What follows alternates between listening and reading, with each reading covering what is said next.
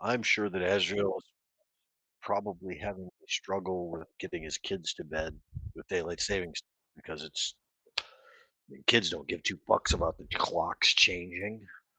No, they don't. They just know when they're tired and when they're not.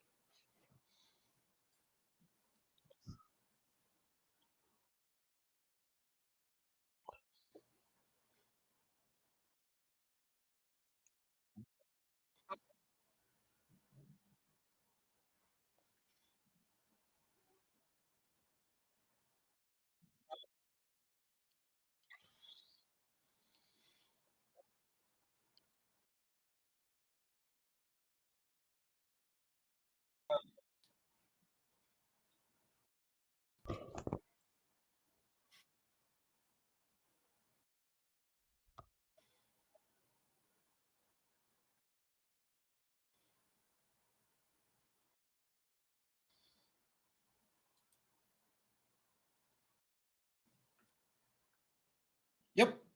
Yeah. Yep, you're coming through nice. Clear. Yeah, no issues here.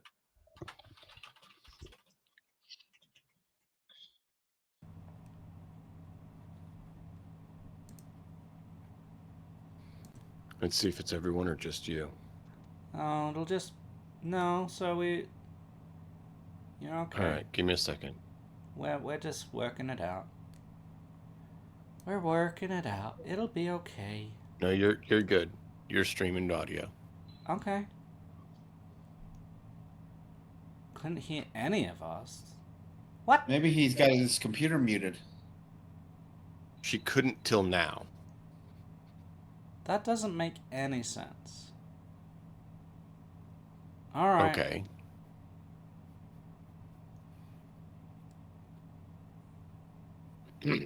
Fat fingering the mute button. No, like I haven't Yeah, changed. I don't know. No, not us. Roll thing. Okay, well. As long as you can hear us now, I'm sorry. We've been talking and there's obviously stuff. Let's just jump to introducing our fine cast and what they're thinking and feeling as we're orienting towards the game because, that's what we're here to do. We're here to play our characters and explore the world and solve problems together here, Pathfinder 2 Kingmaker.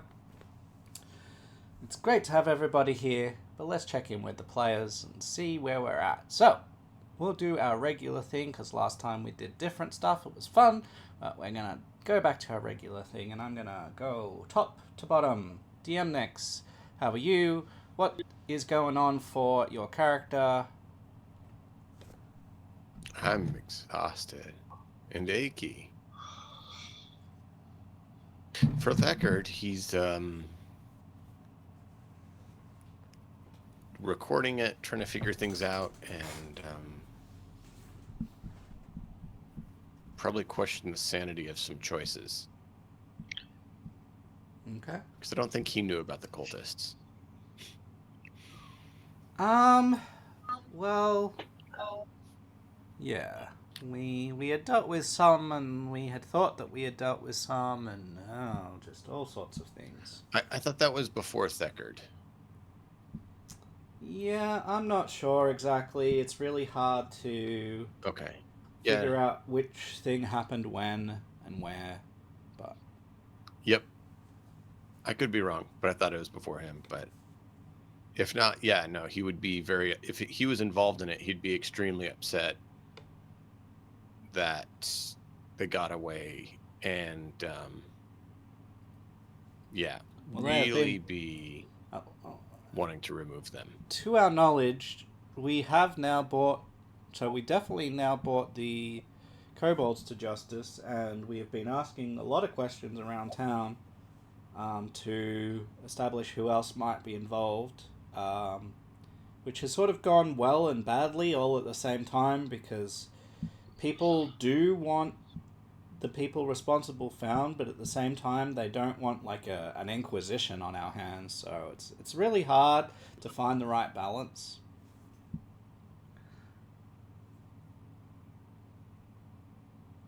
Mixed nuts.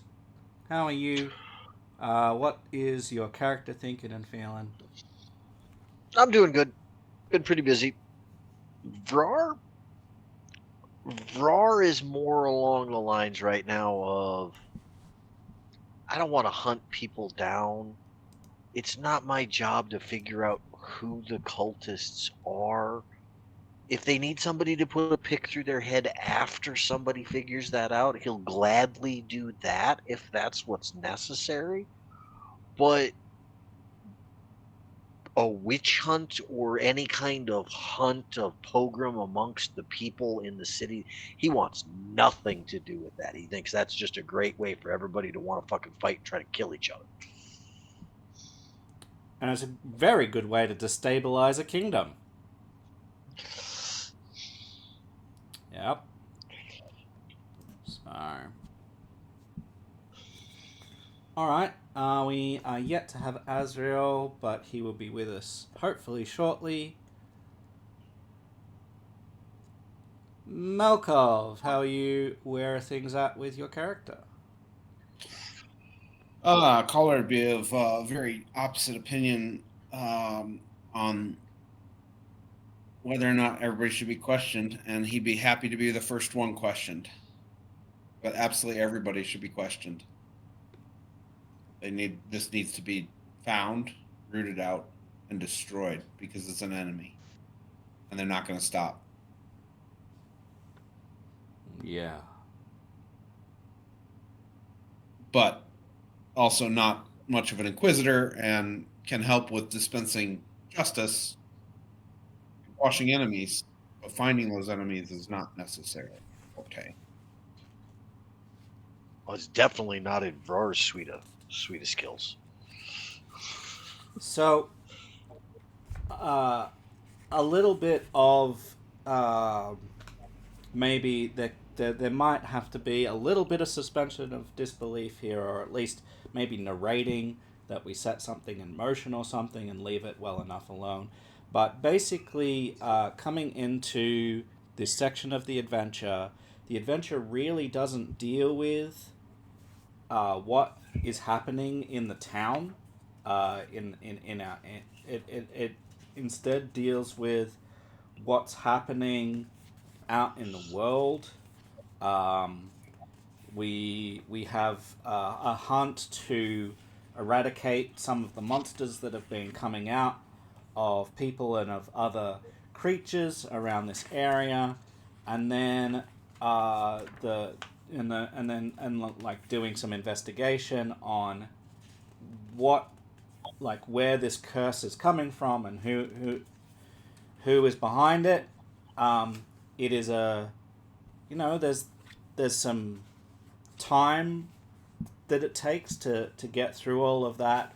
I want us as characters to know that the adventure doesn't really deal with like you don't have to sit in town and like sit there questioning everyone and stuff for this to be dealt with.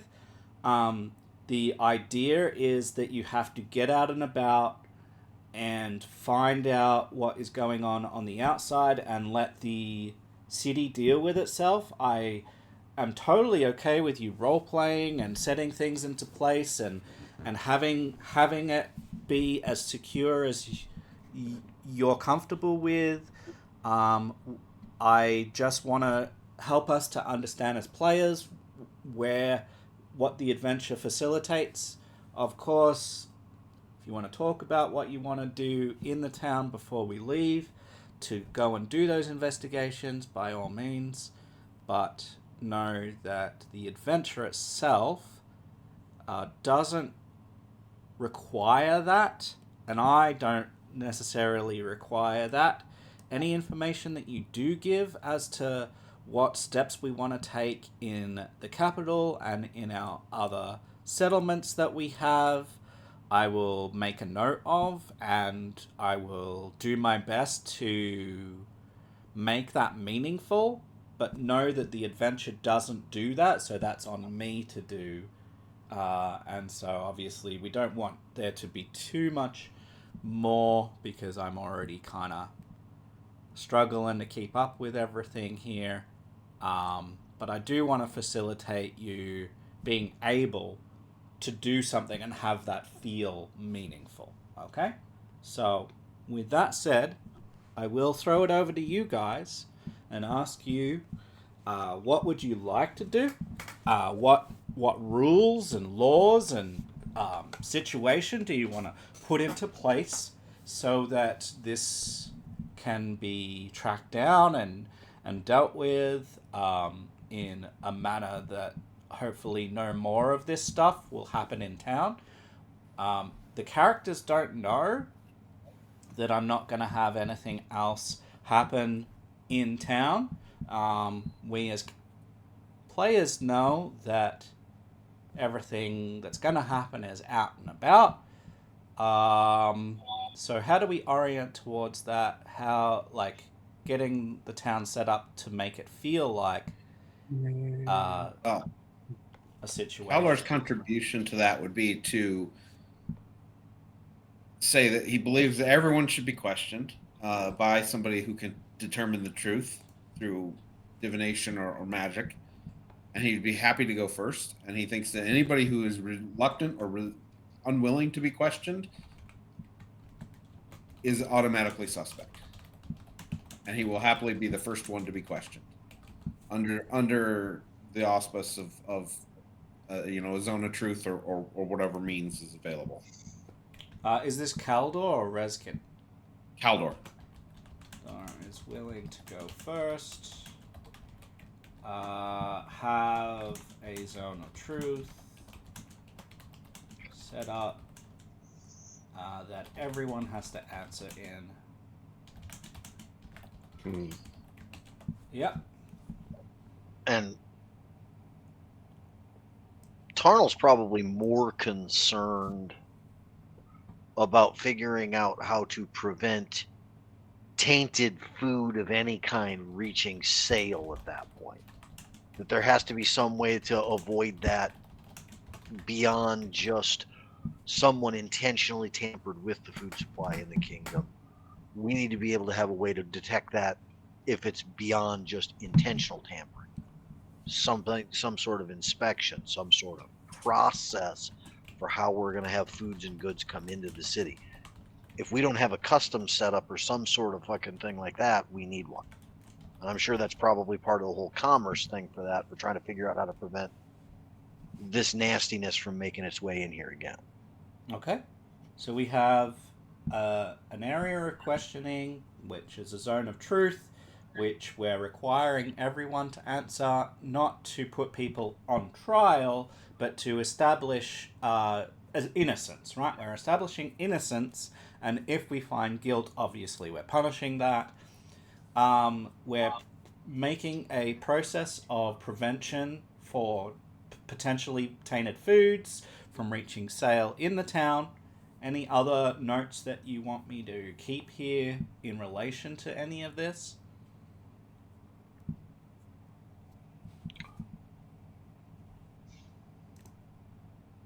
Any other ideas about steps that you want to take?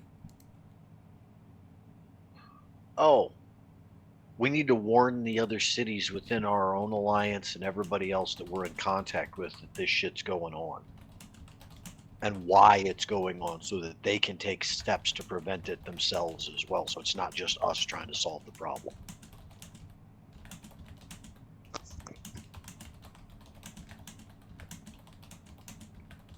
Okay. I don't know how much it matters, but I do apologize. It matters.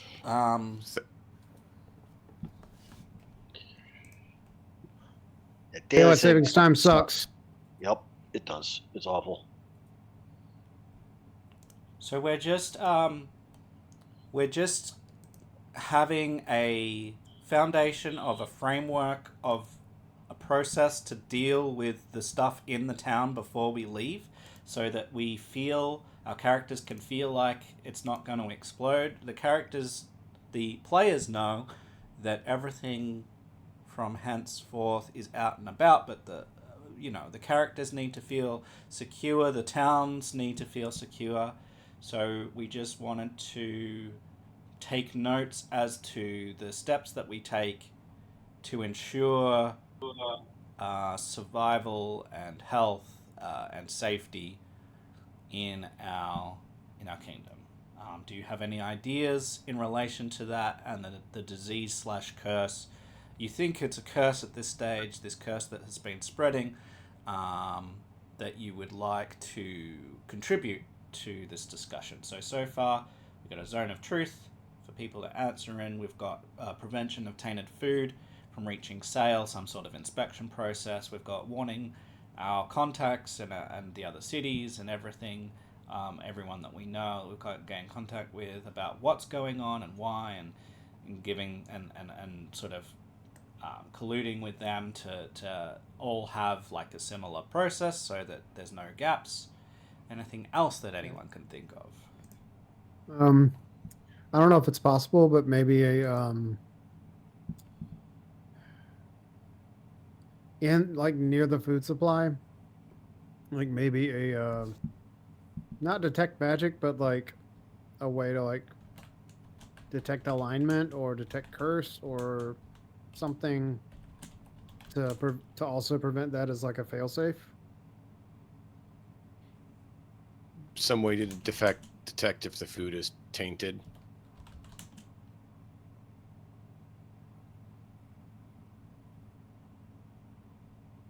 Okay.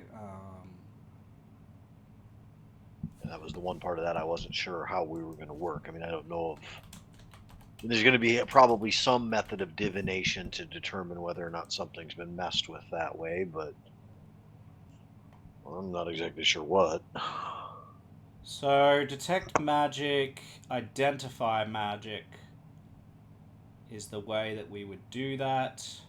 So you would need someone who is probably right now we can't do that because we don't have anyone that knows this particularly well. But once we have gotten to the Hunter's Lodge, we can ask one of the people that have been researching this whether they mind like going back to the capital and doing that for us. Just because they're the ones with the knowledge as to what this looks like, how this reads. So I think you realize that you're gonna need someone that has been already researching to be the one that does that, and it's unlikely that you're going to get a person in every settlement just right now. But what you could do is once you find someone, instruct them to instruct others in this and then be able to spread out from there. This is like a multi-stage process.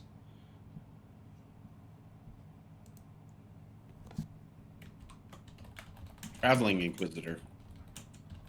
Yeah. Until we get someone from Hunter's Lodge. Okay. So you have that in mind. It's a great idea. Right now you don't have anyone that's able to do all of those steps. You can certainly have someone already do like a simple detect magic, but that's not really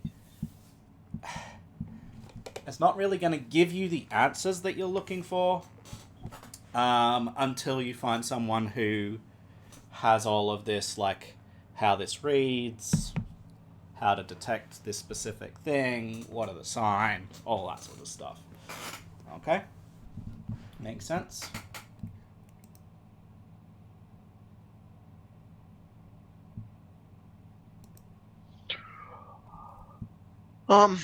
Beyond the couple of things that we've just said for setting up that, I don't think that there's anything else that we would need to do. Other than once we have a lead to try to hunt down wherever the source or cause that's creating this. Because, I mean, if there's cultists, there's a priesthood, there's going to be a power structure that's going to have to be disassembled. Mm-hmm. Yeah, well, that's something that, as I said, is going to be us going out and about and finding that. So that is our role in all of this.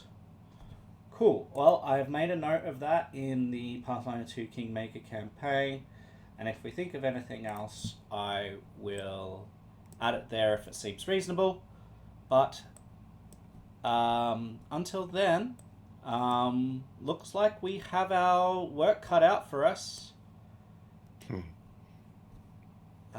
So let's orient to what day and time it is. It's going to be the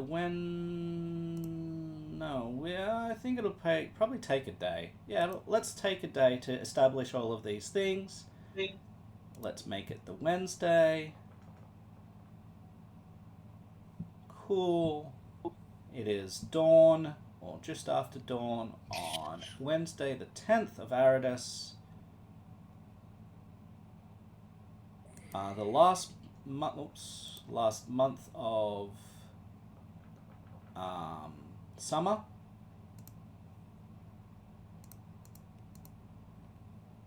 Looks like there's a little bit of rain, or at least drizzle this morning. It starts to make its way towards full. You know that tonight is a new moon as well. Whether that makes a difference to you or not is another question, but you know that that's the case. You're dropping out a lot. Last clear thing I heard you say was full moon, but that was preceded by some gibberish. Oddly enough, it happened around the same time that the rain started to fall. All right.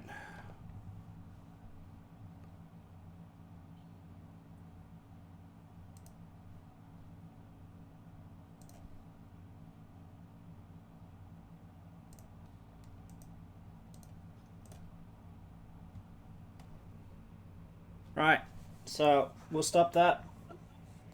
Don't know why that would interfere, but it is what it is. Who knows?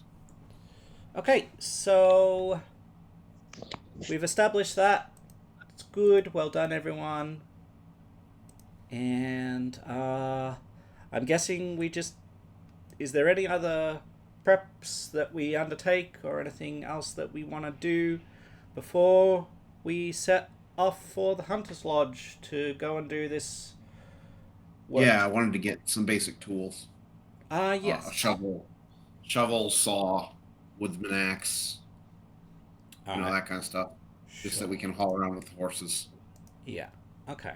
That way, next time we need to bury someone, we don't have to dig with a weapon versus actual picking, tool. whatever scraps of wood or whatever around. Okay. Have a proper shovel. Sure. Well, so in the system, what they basically have done is to say that there are two types of mundane tool, other than like very specific ones. There is a long tool, and there is actually.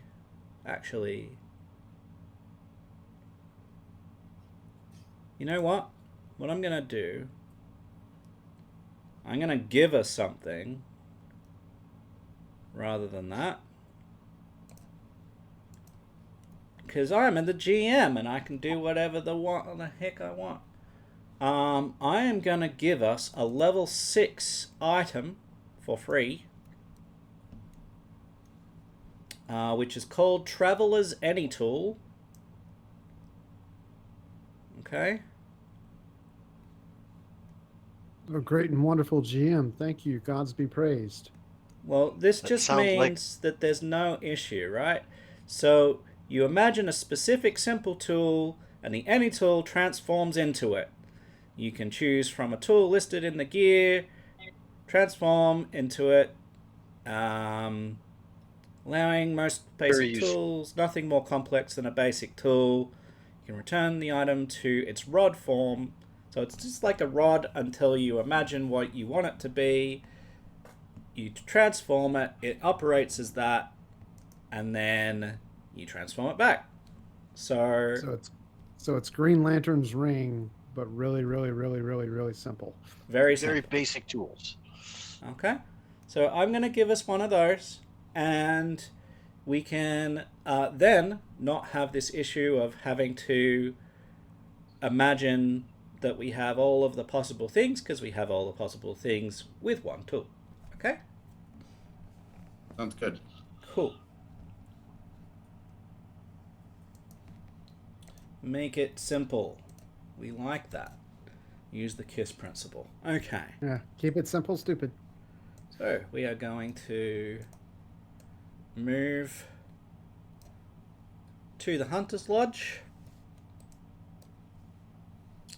Alright, so let us orient over there then. We need this one, Hunting Lodge, activate. And then, are we on this scene? Doesn't look like it, does it? Are you guys able to see this scene at this stage, or is it black? Black. Fantastic. Okay, so what I will do then is go to our campsite. 1, 2, 3. So we've got Lindsay, Caldor, Deckard, Lucas, Ra, Lindsay. 1, 2, 3. Copy. And we're going to go back to the Hunting Lodge. And we're going to paste. So you're all going to be on top of each other for the second. Separate you. You can also set yourselves at fully healed and fully rested, please. As soon as Foundry stops misbehaving for me, I will be glad to do that. I can help out. There we go. Fully healed and what? Fully rested. Okay. So rest the night. Make sure all of your consumables, spells, all of that are full.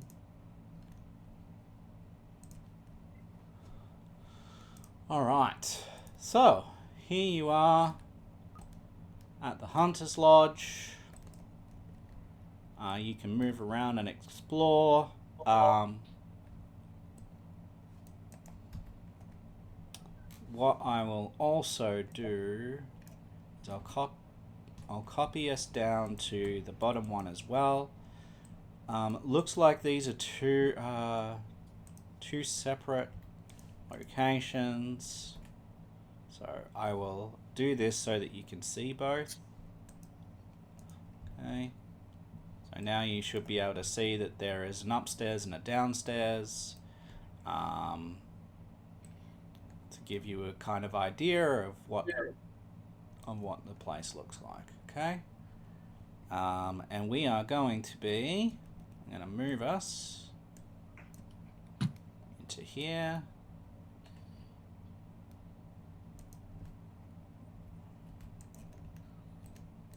This is going to be kind of annoying, but it is what it is. Alright, so as a refresh, you received an invitation to hunt from Ranger Jamel Visser a while back. Obviously on your way here, you've encountered some stuff and had some issues, and you have made your way. Some issues, is that what you call it? That's what I Yeah, heard. it is. Deal with it. That's what I heard. Yes, we lost a companion and it was very sad. You can roleplay around that if you like. I'm just summarizing for the fine people at home. Oh, no, you're good. Door's locked. I can't get in. Can't get in where? No. I'm role playing. It's fine. So you've made your way to the hunting lodge to meet with the Embeth travelers, and specifically to meet with Jamel Visser.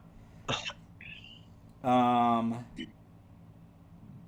it says here, the meeting begins a few hours before sunset, so that's fine. And we take our time along the thing. So what we're going to do is we're going to go to hour, and we're going to go a few hours before sunset. So we're going to make it about maybe 3 or 4 p.m.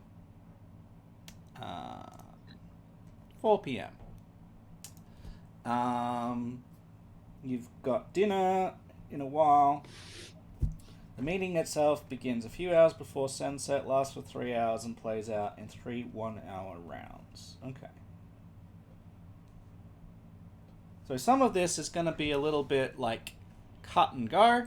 If you're not having fun, if you want to do it differently, we can suggest courses of action, okay, to help me out here. But I'm going to follow the script and for the moment, and yeah, obviously we'll do our best to give you. Oh, I wish it wouldn't do this. So annoying. To give you a general idea of this place, when you got here, you were met first by Timol outside. He is a stable hand, and he takes care of your mounts. He invited you to spend an hour relaxing in the outdoor seating area surrounding the lodge. He will engage in conversation with you about all of the things that have been going on. And he checks in with you, with each of the guests, so each of you individually, to ensure that your needs are being met. And so I will give you a chance. So this is the first round. There are 3 rounds, so you've got an hour to meet and greet Timol and anyone else that the script here tells me, and engage in whatever conversation you want. So what I'm going to do is we'll put us outside, because that's where you would meet and greet with Timol, and then you can head inside at your leisure and meet and greet with anyone else as you go. Okay? 1, 2, 3. Where is... So we've got Ra, we've got Ko. Sorry. Where is... What is going on here? There. Okay. Cool. Great. Yeah. So, and all of these are configured wrong. Of course they are. Alright, so I'm going to have to go through and configure these differently, but the situation is in your hands, guys. So feel free to explore and connect with whoever you like as I go through. I'll probably just remain, somewhere nearby where I can react if something needs reacting to, but otherwise, just I won't initiate any conversation or anything. Okay, thank you. And if I see any people struggling with manual labor, I'll probably just go and help them. Fair enough. Drawer's going to try to find himself something to drink and watch people work. Fair enough. Alright. I'm looking in the window and to the hall, and I see lights and really nice accommodations, and I am seeing no one to speak with. So there are two levels that you should be able to see. Yep. Hopefully. Okay. So there's a ground floor and an upstairs. I don't know. Okay. I mean, I can see both, like, because I assume the upstairs is open to the ground floor. I see the accommodations, like 1, 2, 3, 4, 5, 6. The 6 rooms on the top. I don't know about the under part though. So, yeah, if you're on upstairs, Okay. there's no one listed upstairs. You can look through the rooms and stuff up there. All of the Okay. guests and people to meet are downstairs at this stage. Okay.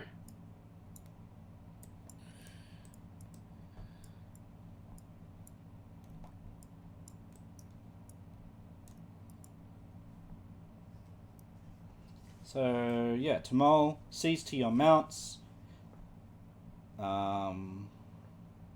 And he will, once he's at least checked you in, he will excuse himself briefly and let you know that he will go and get Jamal for you, and he will bring Jamal out so that you guys can meet, and Jamal will make his way out and meet us.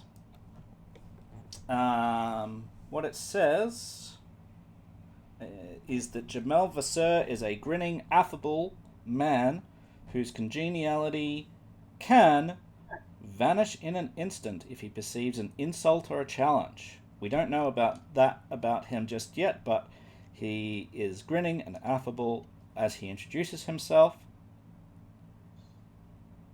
And he is going to show you around the common room. So you can come in and out of this room here. And he will introduce you to a few people. Yep. I see it now. Never mind. I didn't see the top map. My bad. It's okay. It's weirdly set up because it's split between the two. Yeah. So yeah, coming in, you will meet with Edina and Julia Aldori from Varnhold. Those are the Aldori sisters here. So those two are from Varnhold. You will meet with Anamede Bellavara, who is this lady over here. And she has 2 gruff men sitting on the same table as her, who are her guards. She is from Pitax, another city, or kingdom, rather. And seems to be strumming a lute idly. She isn't performing right now. She's just like tuning strings and generally just, idling away time. And you will also meet Orlean, who comes in and out of the kitchens, but mostly spends his time in the kitchens. So he'll come out of this door. He might serve a couple of drinks, and then he'll go back to preparing a meal, which will be round 2 of this section. So the meal will be in a little bit. But you've got a little bit of time to meet and greet and ask questions of... introduce yourselves to any of these people. This is a social encounter situation. You can get to know these people if you want, or you can stay quiet. Let me know what you're thinking, and if we're done, just let me know that you're done so that I know to move on to the next section. Okay? Yeah. Well, when I hear the lute strumming, I come over to the door and I call out to Lindsay. Hey, Lindsay. We got a fellow bard in here. Do you know her? Lindsay will make her way in. She will look over, and she says, "Oh, yes, I know her," and she'll walk out.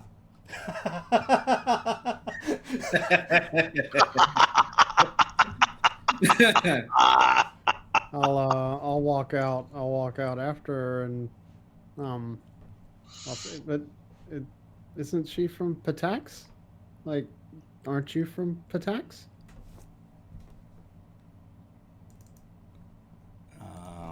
1 second. I might be misunderstanding here. Like maybe she's a rival. Yeah, I'm just gonna check. Sure, no worries. There are so many companions and so many damn stories. Well, it's a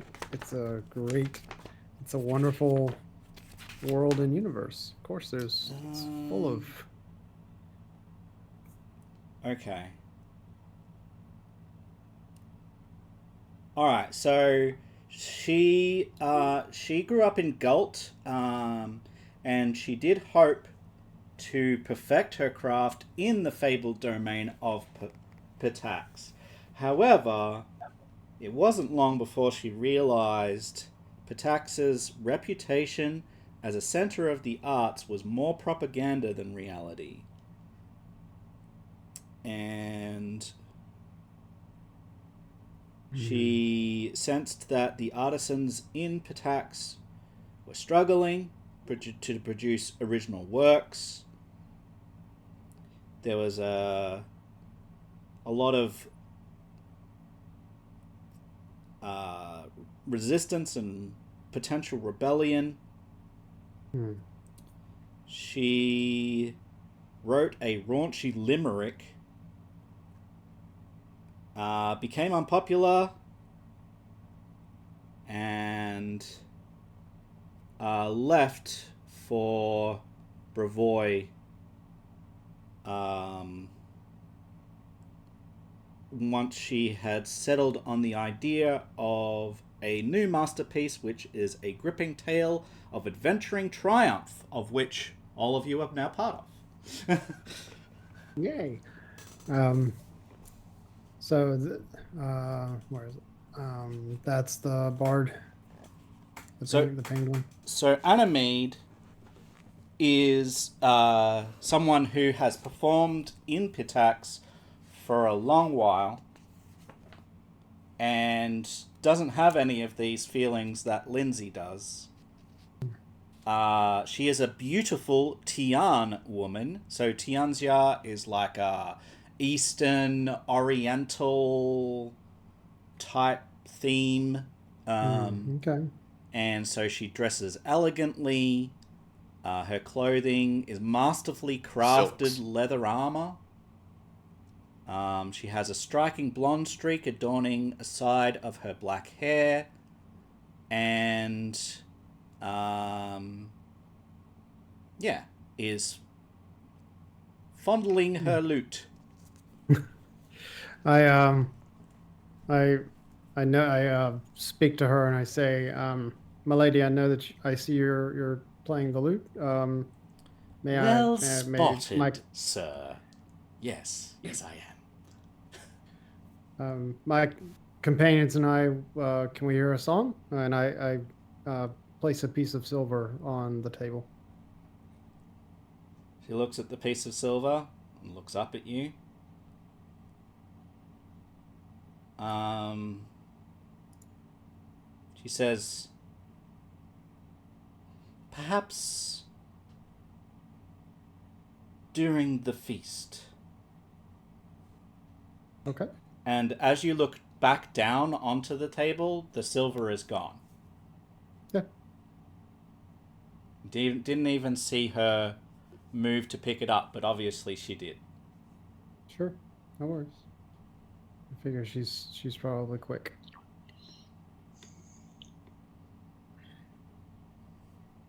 And I'll move over here and take a seat by the fire.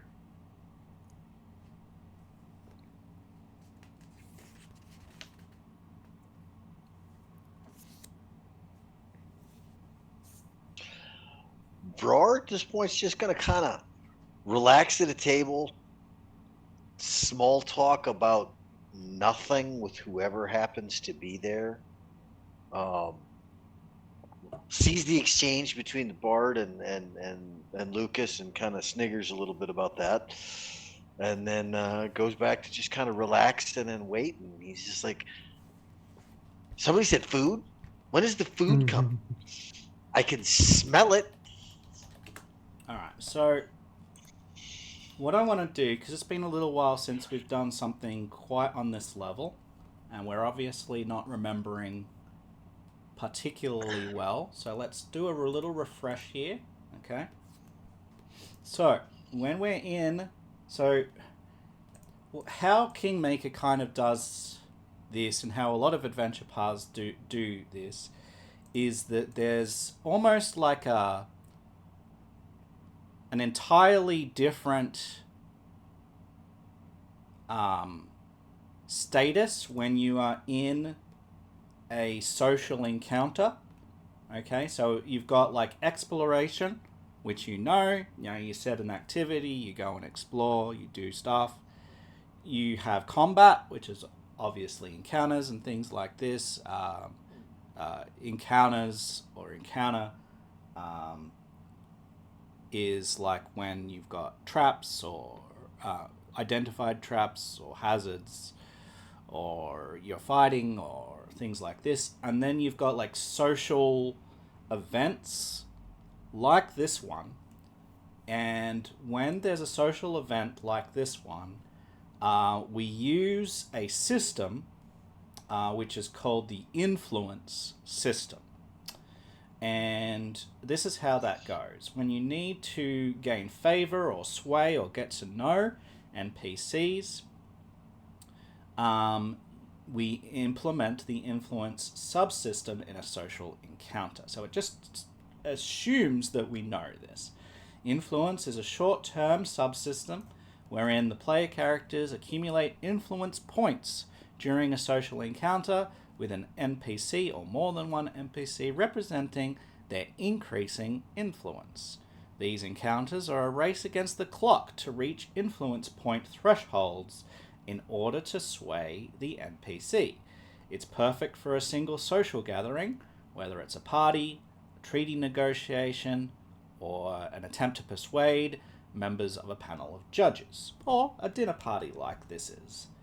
Because of the variety of influence skill options and the ability to use perception to uncover more information, every character has something important to contribute in the influence subsystem, as opposed to situations where only one character has diplomacy. The influence subsystem divides a social encounter into rounds. Your players know that this will be 3 rounds, and each of them will be about an hour, and this is the first of those. A number of rounds representing the length of the social event, i.e. in hours, 3 hours.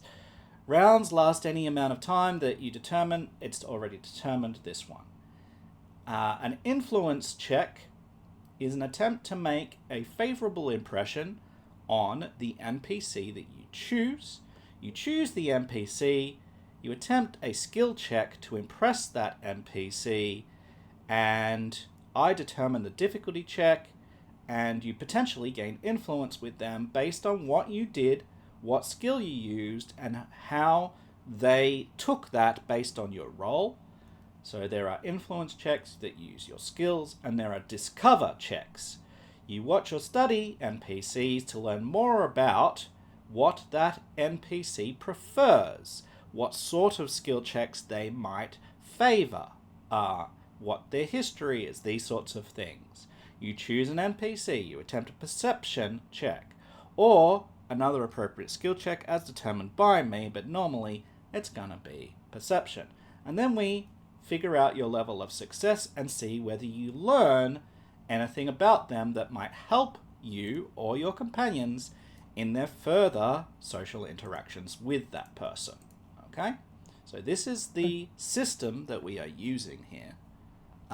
So that might help to inform you as to what you can do in this time with each of these people. They all have stat blocks that include what level of influence they're at, what their weaknesses and resistances are, what their backgrounds are, what their personalities are, and it's my job to do my best to try and roleplay them and facilitate this encounter.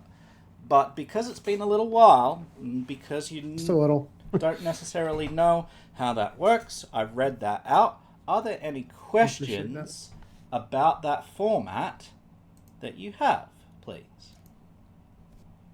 No real questions. I think Brar, however, is going to spend his entirety of time for the remainder of what's here just paying attention to what the bard's doing and what I think she likes. So I'm going to go ahead and make a perception check. Make a perception check. Thank you. While he's doing that, oh, you lucky duck.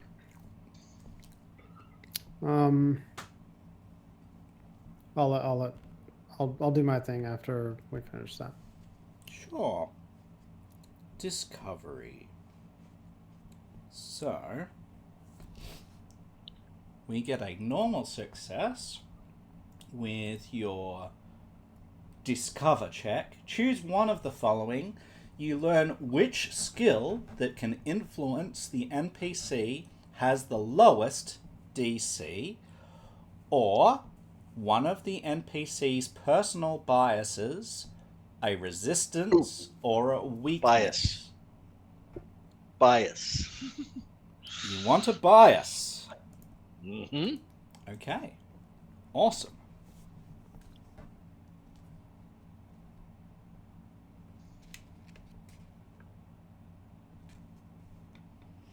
All right.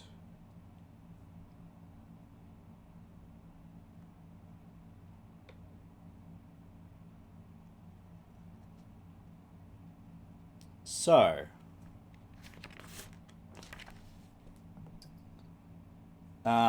you watch her and you establish and remember that she seems to be a popular songstress from Patax.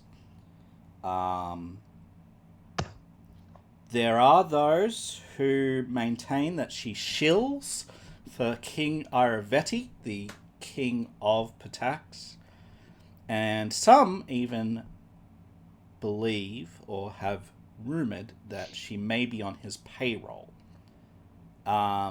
You believe, based on how you are perceiving her, that she herself is observing those around her, especially the sisters from Varnhold, and especially Lucas, who you know to be part of the official leadership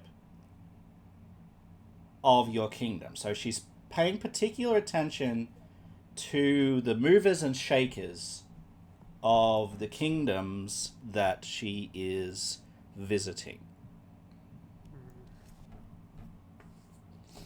So her bias I mean, here is that makes sense. she's looking for information.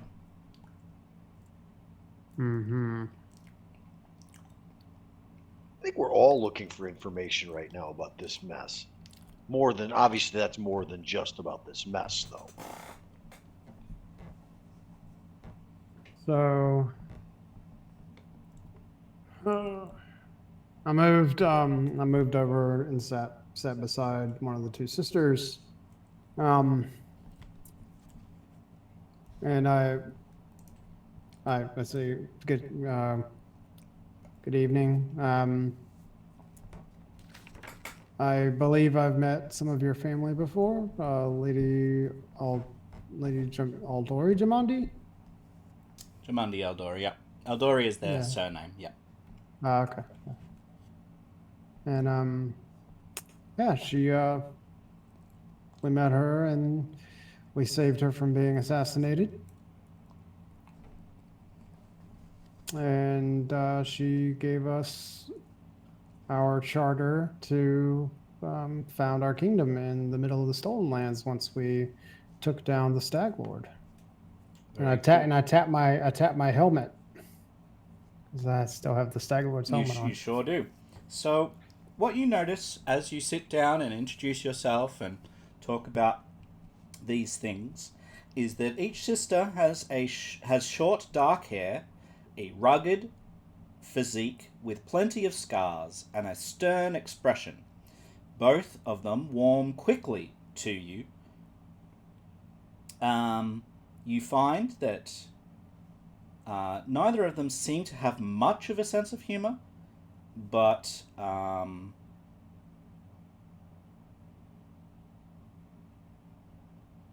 they seem pleasant enough. When you state who you are, they both look at you penetratingly as the person that they were told did this did not look like you do.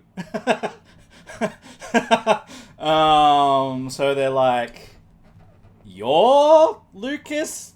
No, Lucas is like a man. He's like a man, like a human, you know, like he's not like a tree, like he doesn't like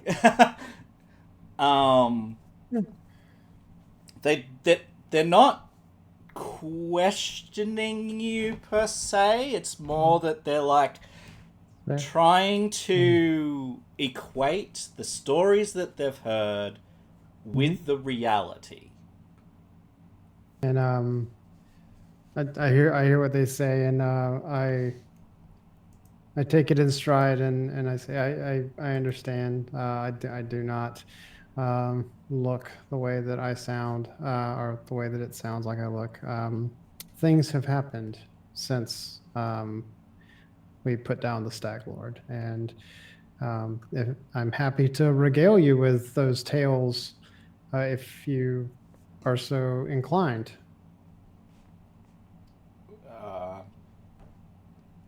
They will both, gesture for you to grab whatever, bread or. Yeah, I'll signal is the barkeep around, or is there anything in the kitchen? Yeah. He can come out. Yeah. I'll signal a round of drinks for everyone. Okay. He says, would you like standard ale, or are you wanting a bottle of wine? Middle of the road. Middle of the roads. Okay. All right. So a mug of ale is normally a copper. You're not paying for meals because there's one coming. Yeah. If you want, he can tap a new keg. That way, it's at least fresh. It'll cost you 2 silver for that. Oh yeah. Let's do that. He'll just tap a fresh keg. Yeah, and everybody, I announce, kegs on me. There's a polite round of applause. Just Sure. this Sounds good. much, you know. At least I don't hear any grumbling. Yeah, I mean, people are happy to drink. Hmm. Oh, yeah. Well, nobody's going to complain about free alcohol. I mean, come on. After having seen Lindsay's reaction, I'm going to keep an eye on the bard and the members of her party. Try and assess their maybe their motives or whatnot. All right.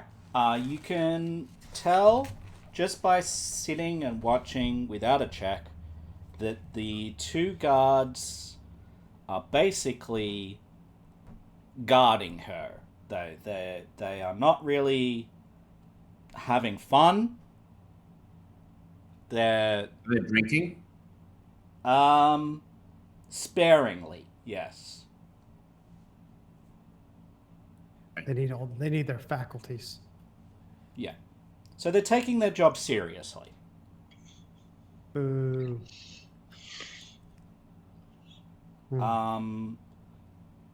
For Animede herself, you can make me a perception check, please. And yeah, we'll determine your success and figure out what bit of information you might want. Yeah, that's fine. So, sure. You also get a point of success, which means that you can also choose one of the things. So we've got a bias. We've already found that out. You can have a resistance, a weakness, or the skill that has the lowest DC for influencing her.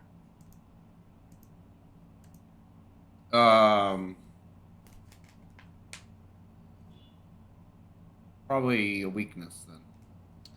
Flattery is quite effective, provided that she doesn't see through the attempt.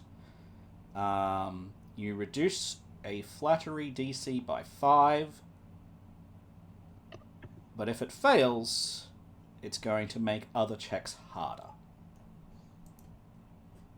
So that would be a diplomacy check to flatter her, or potentially a deception. You can use different skills to flatter her. Something of those two is probably the easiest, and those will be reduced by 5 if you mention that you are trying to flatter her. And you can pass that on to the rest of your companions without, saying so. All of this information is available to us. Yep. Once I have the feeling of that, I'll probably wander past Varar and let him know, and go outside to check on Lindsay. Cool.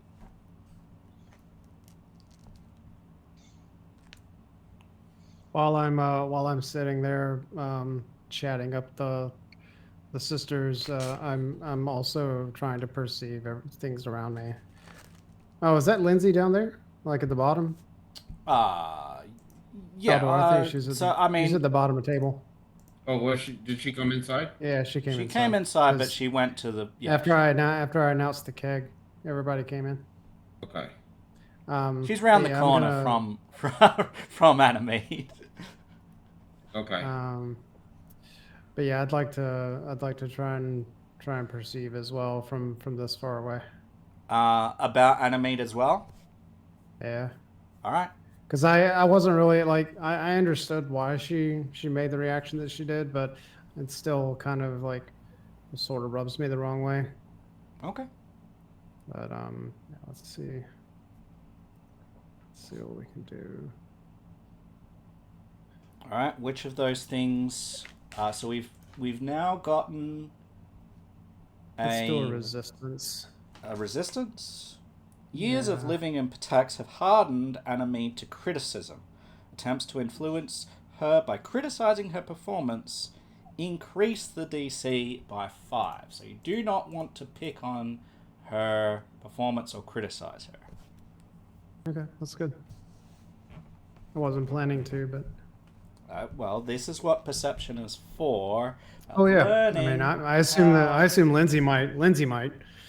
Oh yeah, you get the idea that perhaps there's a little more than Lindsay initially said, which was, yes, I know her.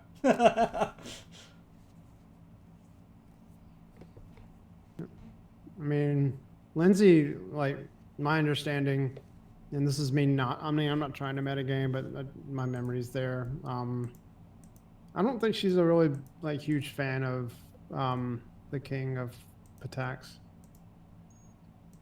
No, Like- not a huge fan, no. Especially after, like, you know, she was trying to be comedic, and she wrote Yeah, like a that raunchy limerick. bit sassy, you know, and then Yeah. basically got turned out Yeah. on her ass. Yeah. Yeah. Anyway. Yep. So that's enough from Lucas for this section. We've done a check from Kaldor and one from Varah. Does Stekid have anything here before we move on to the second? He's recording all the stories and details that he can, and trying to collect details and lore as much as possible. Yep. About anything in specific? Everything, and then specifically the things that he's previously done research on. Okay. Awesome. So you're not really spending time with any particular NPC. You're more just like taking note of things that Yeah. match what you've already been concerned about. Very good. All right.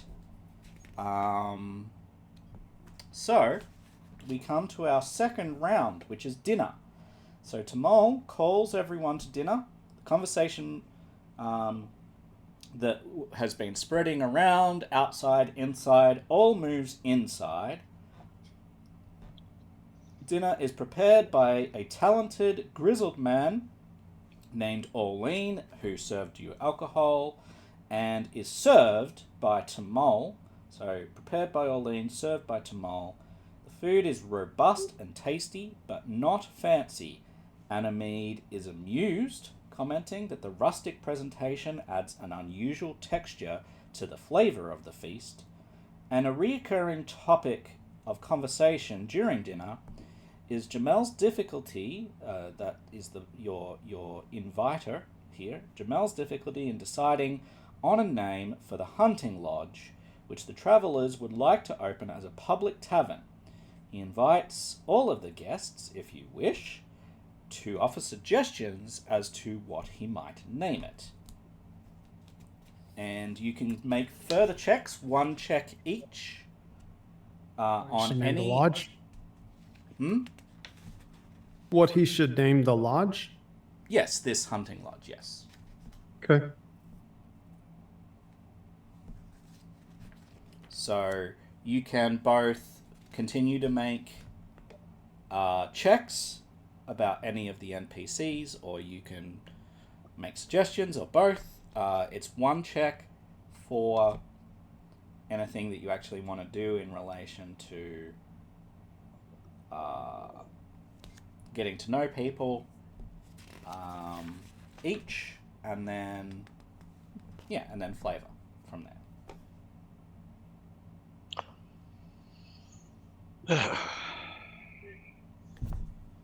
So, other than the two guards and the bard, and then the two sisters, who else is here other than us? So Jamal Vasseur, who is your host. Okay. You have Orlean, who prepared the meal. You have Tamal, who is the stable hand and server. I want to use perception and on the host. Cool. Go ahead.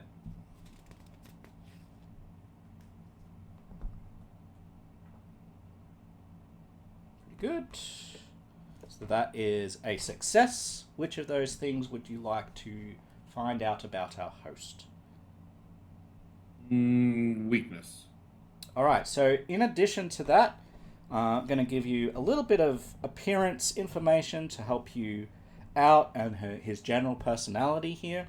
So, Jamel is a rugged man with a friendly demeanor. He doesn't seem to like politics. He looks every so often at a longbow that is set like against the wall, sort of over here, within kind of close reach. So he looks over to that pretty frequently. His studded leather armor that he's wearing looks well worn. He seems to be proud in the sense that he has accomplished building up the Embeth travelers. He's protective of his travelers and their ability to freely travel in the River Kingdoms. He does his best to be friendly with you.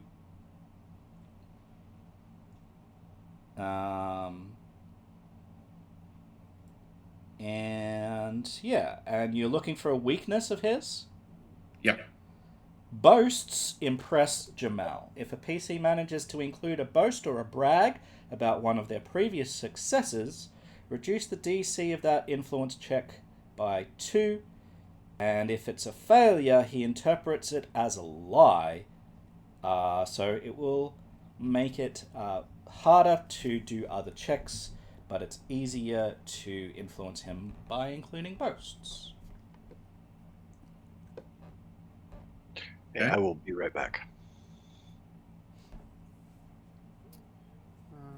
I would like to provide a suggestion for the name of the lodge. Okay? Do I make a check for it, or do I just give it? No, you just give it. Let's call it the Embeth Stag. And I point to my helmet. All right, the Embeth Stag. It is. I've recorded that. It's what? I've recorded that. Mm-hmm.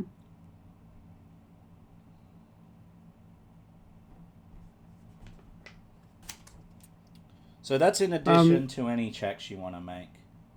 Yeah. So I'm going to boast to Jamel that I see you looking at the bow. Would you care to have a contest? I feel like I can best you in such a feat.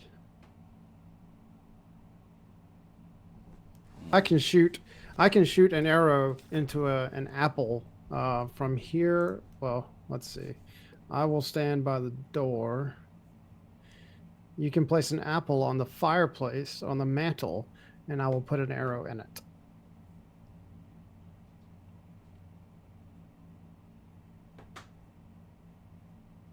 Okay. And what check would you like to do to try and influence him with saying this?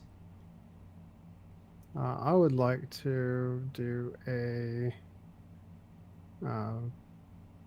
let's do a society check. I feel like I should do performance. I feel like that actually works. But so let's do a performance check. All right. It's not gonna go well, but oh well. Oh God, that is bad. Okay. So that is bad. That is a critical failure, Lucas. So what happens here is you draw back the bow, and you draw it back way too far, and it goes twang and breaks, and your arrow falls to the ground and splits in twain. And Jamel looks over at you, and he cracks a smile, and he goes, "Oh, it's a comedy skit. Yes, very funny. Very funny." And he doesn't mean a word of it. Yeah. I meant to do that. when that happens, I'm gonna lean over to Lindsay and be like, "Sometimes I wish somebody would sew that boy's lips shut."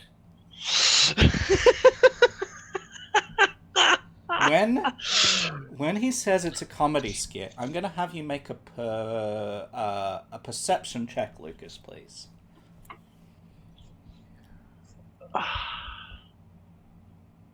Almost. All right. So with that perception check, Lucas, you can tell that wilderness skills, including effort with bows, is actually quite important to Jamel, and so he is probably like super unimpressed with you right now, but he's trying to play it off and be kind by saying that it's been a comedy performance.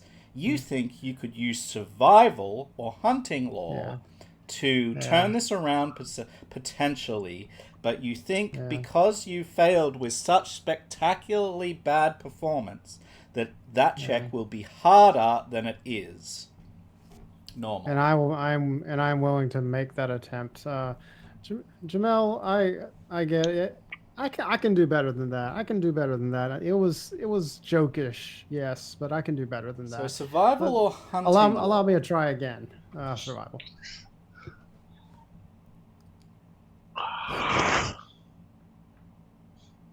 There we go.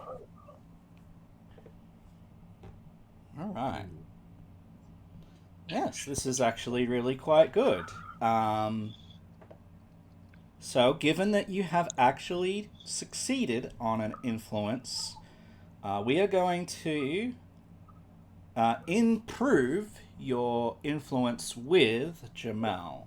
I'm going to put this in here as well. Hunting Lodge. Influence. This is the first influence check that we've made. We've made perception checks to find out stuff, but no influence checks. So Jamel, Visser, we have 2. Everyone else is at 0 at the moment. I think that's all for me this round. Yes, that's all for you.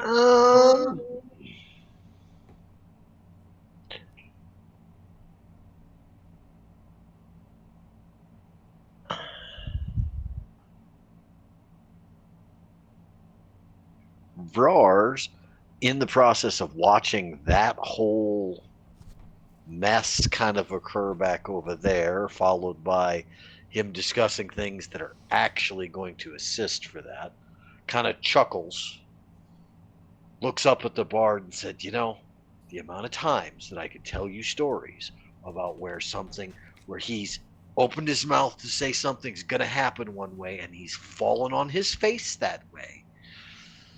It's like he announces it when he wants to fail. I just don't get it.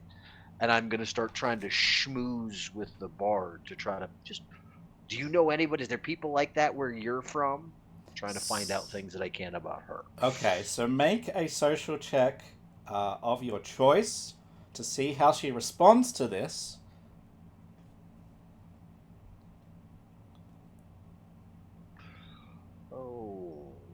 Wow, social checks. This is definitely not stretched. we know. At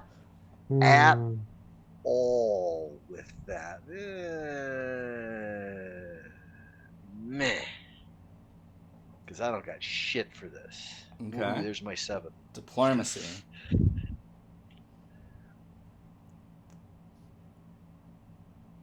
Alright. So she at first she sniggers at your penchant to defabling your companion. She appreciates that. But your check doesn't go well. Continue to talk. Yes, you continue to talk, exactly.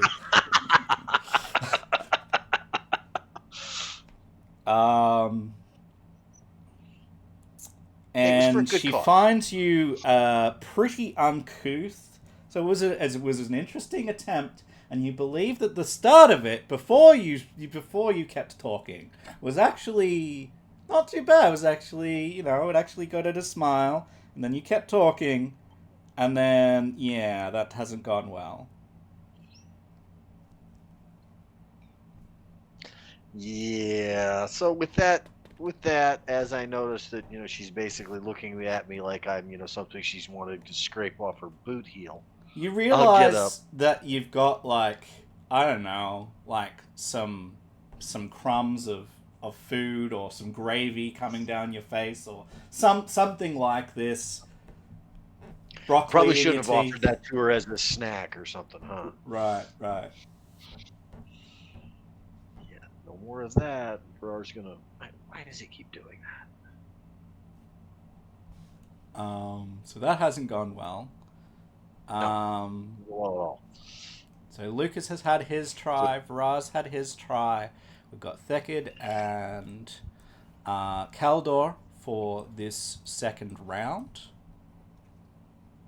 Obviously, I was this is gonna say, over the course of an hour, so like it's not all happening at once. This is just as you make your rounds. For names, I was trying to think of some good options.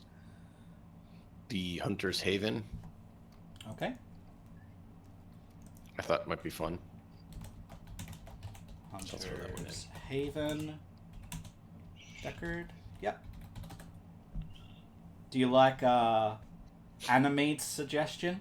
The Pest Rest is what she No. said.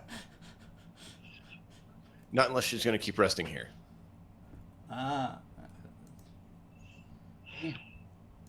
Tell her how you really feel.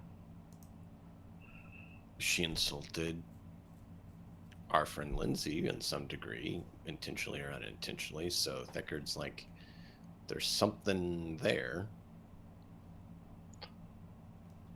He knows Lindsay is good. He knows nothing about her. So by default, side with that which you know is not evil. Fair.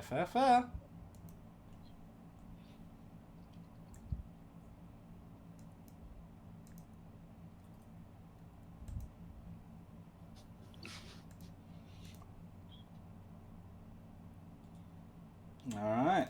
Any other checks then from anyone else before we go to round 3? Sure. Thekard will go ahead and do something he hasn't done and work up some tea for everyone since he has some tea lore. Yay! The dice treat me properly. I roll a 2. I mean, it's the tea is fine. It's fine. It's not quite fully strained, but it's fine. Oh, God. Yuck. See, that's why I love rolling. My first roll of the night, and I get a 2. I mean, I take a sip of the tea and I spit it into the fire. No, it's fine. It's just there's maybe just a little bit. There's not much, and it's not like the whole cup is full of. I'm just gonna Lucas- grit my teeth a little bit to strain it out as I'm going through. Yeah, Lucas doesn't drink fine tea. Lucas drinks good tea. Lucas is a noble. Yeah, fair. Yeah, so you make it. Take this piss water back. Ooh. I'm gonna turn and look right at you and says, next time he cooks for you, you might end up with actual piss water that way. Walk away.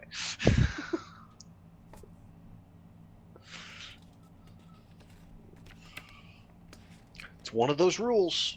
Even if the food is terrible, don't insult the cook. Use perception on the sisters and try to get a beat on them. Yeah, okay.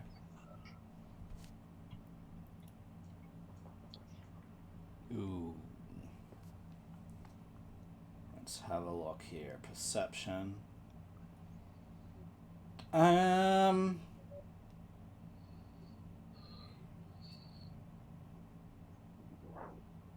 What I'll do here is we've already had a reasonable check with them. What I'm going to do, as you're trying to figure stuff out,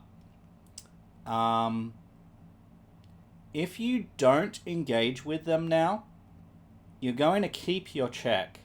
I think you rolled this private, so you don't know what it is, but I'll tell you it's not great. But you could change it to potentially be better.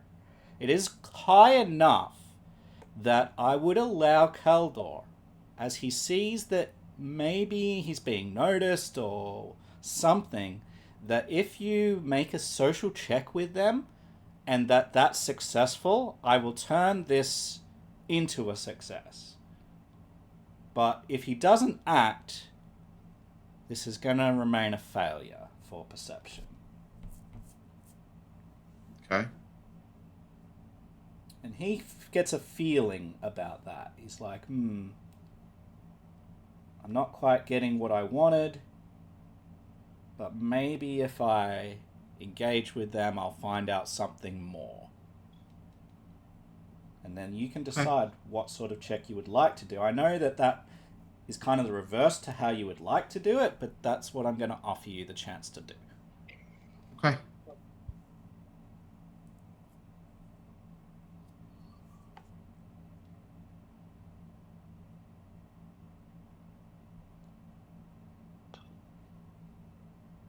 So, Like now in this turn or next turn? now, yeah. Oh, okay. Then yeah, I will approach them and introduce myself. And then basically just let them do all the talking, just ask leading questions. Awesome. So make your choice of social check to see if we can turn this close to success around to success instead of failure. Yeah, that's good. Awesome. Nice. So you are going to what sort of information would you like with your perception check that is now a success? It wasn't motive, so it was It what? was Weakness and influence, the skill that has lowest DC, personal biases, resistances, and weaknesses. Yeah, let's do the personal biases on this.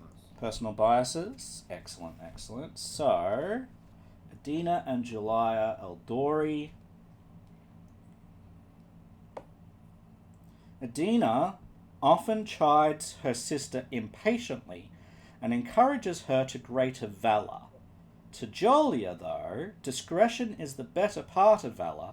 She maintains she is still dangerous with her swordplay, but respects the high stakes of tangling with a monster the size of her family's summer home.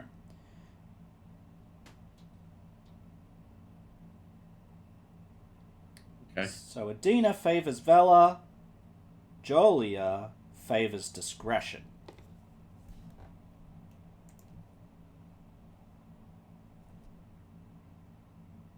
Okay. And you also pick up that due to this information, it does seem like these sisters have been hunting monsters up to date. So potentially there could be some stuff that you could do with that. And your diplomacy check was successful, so you have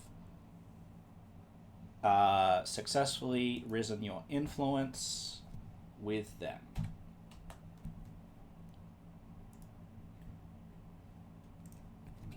So we've got Eldori sisters.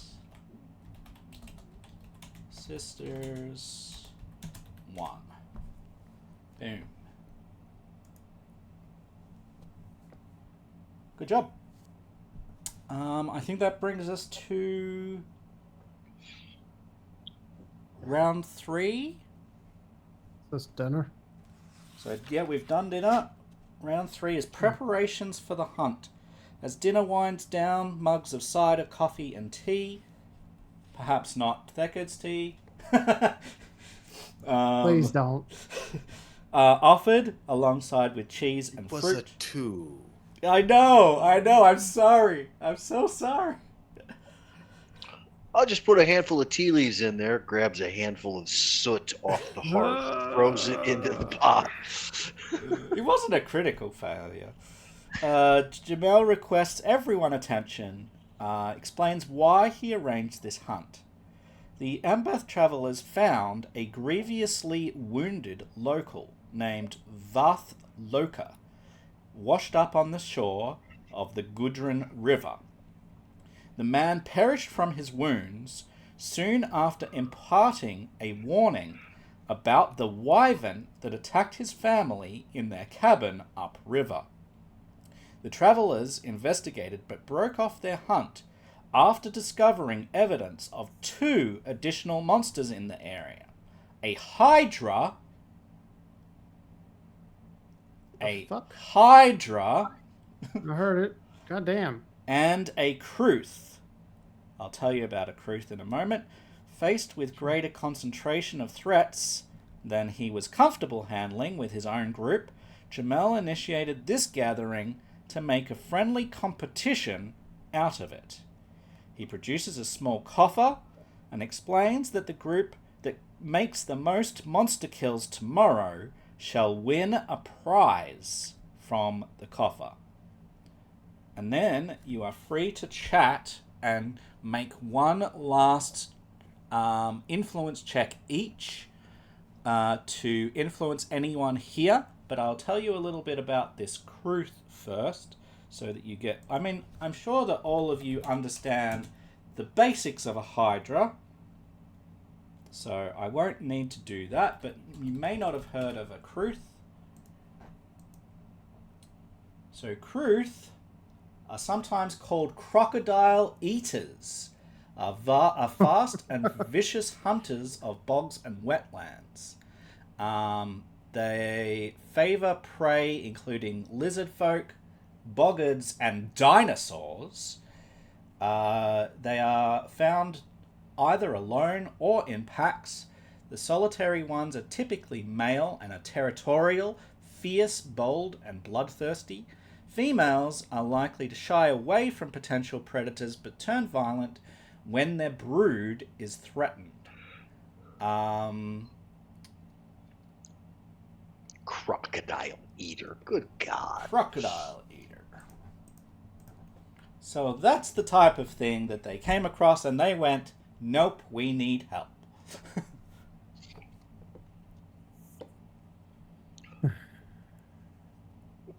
Well, I'm going to sit down with our host and have a in-depth discussion on how I think the best way to go about actually structuring that hunt is. All right. Good. And since I actually have hunting for a skill check, since I have that lore. Yeah. Hey, Good skill check. Excellent. So we're I'll, going to... aid you in referencing all the lore information that Thickard has about techniques and stuff to help. Is this an aid check? I was trying to help him, not necessarily an aid, it can be an aid if that's how you want to use it. Basically, I was trying to assist him in the plans because he may know hunting, but I know the creatures. So Yeah. basically assisting and strategizing with them on plans to deal with the creatures that the creatures are capable of, what we should watch out for. Okay. So it's kind of more mirrored than the same. Great. Perfect. He appreciates all of the advice and ideas. And you have increased your influence with Jamel between the two of you. So Lucas and Kaldor. Let's see. I am going to...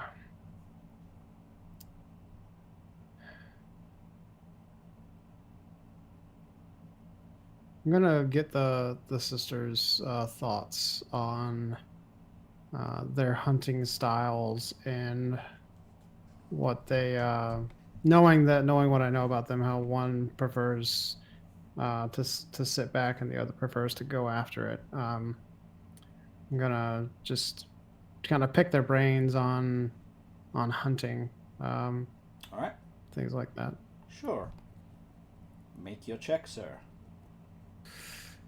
This is gonna be survival. Okay.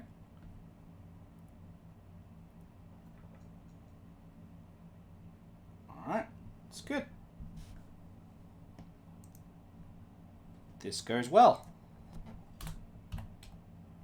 You have increased your influence by 1, and they engage in pleasant conversation around hunting and survival while hunting. And you find out that they seek an increased reputation as hunters, which played into this. Good. Kaldor? Yeah, I'll just continue talking with them as well. Let them know that if they really want to hunt monsters, they should just come to Fenoff because they just come to the front door. All right. Start regaling with stories like the giant owl bear. Yeah. Yeah.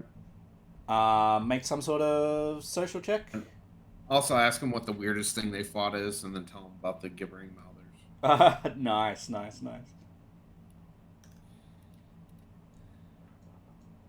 Ooh, that was nearly I'm gonna really reroll good. that. Yeah, okay.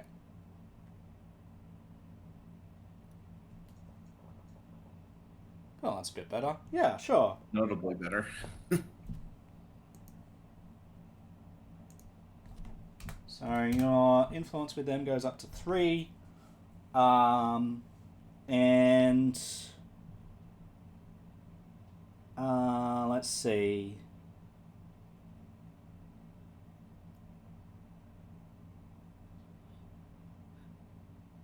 Everybody's kind of iced the Bard out. Yeah, everyone's like, not sure. Given that you've given them information about this gibbering mouther and are comparing what sort of weird creatures that they might have fought in their travels, they are going to mention...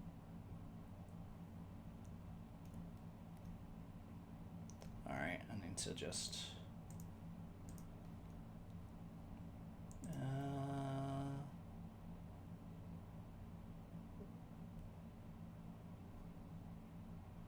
I'll stop that.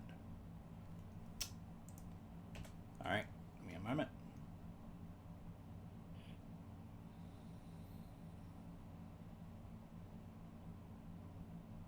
Just looking through here.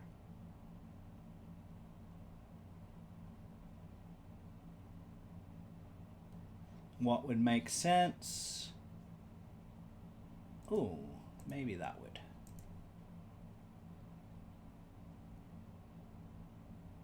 They regale you of a story where they fought an underground reptilian horror that walks on 2 powerful hind legs, and its forearms are armed with sharp curving claws. Its toothy, eyeless, tubular head has 3 hypersensitive frilled ears that turn toward any sound made in their vicinity, and they have a sonic cry that is a series of complex clicks, shrieks, and whistles, and that they're intelligent enough to understand other languages. And they will tell the story of how, even with a group of other hunters, that it took them quite a long time, in the vicinity of over an hour, to hunt and engage with this thing, and several of their companions were brought unconscious to nearly dying by the sonic cry that this Destricon let out. Can I do like a recall knowledge or something to try and know what that is, or if I've ever heard about it What being the fuck is a underground? Destricon? You may. You may make an occultism check because by the sound of it, this is. Occultism? Yeah, you could try something else, but the DC will be higher. Oof. I'm gonna try survival. Sure. I have nothing in occultism. Do I hear this too or no? I mean, we're all in the Yeah, same room. you're talking with them as well at the same Okay. hour. Yeah, we're there.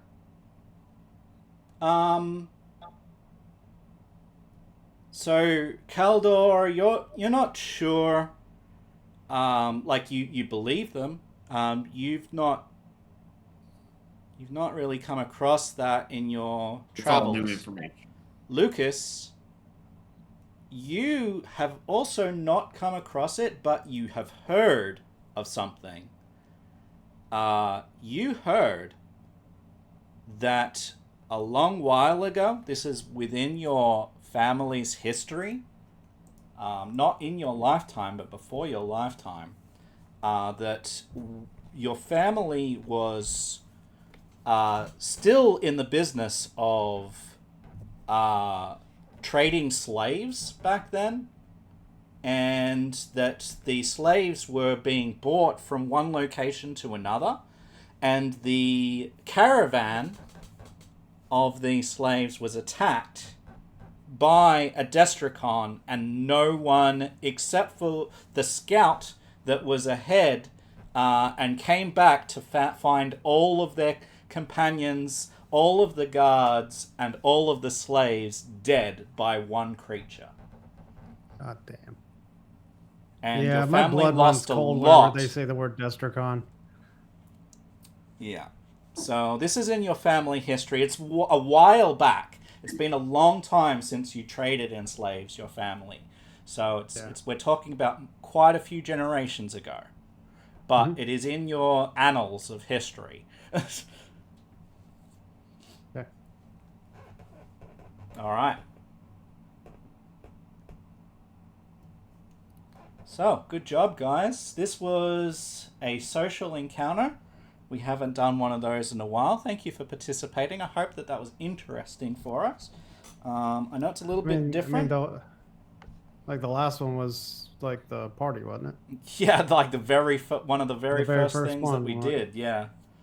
So occasionally there's stuff like this, and this is how these go. You get a certain amount of opportunities to try and find out about and influence NPCs that later on you can do stuff with.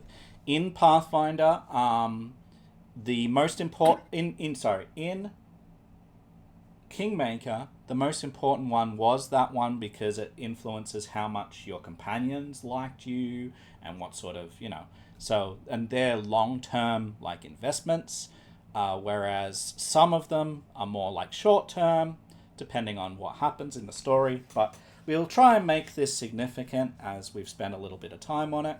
But you can give me feedback on how this went, and obviously if there's a better way to run this, let me know. But I've basically run it as it said, and we can let us know what we think about that later on. But for now, that wraps up the dinner and meeting. So what I'm going to do, so that we are up to date, we're going to put 330 here. We get 80 XP for the Embeth Travelers meeting and dinner is 80. So that's quite significant. And I'll add all of that up later on. Leave space for the rest. Good job, guys.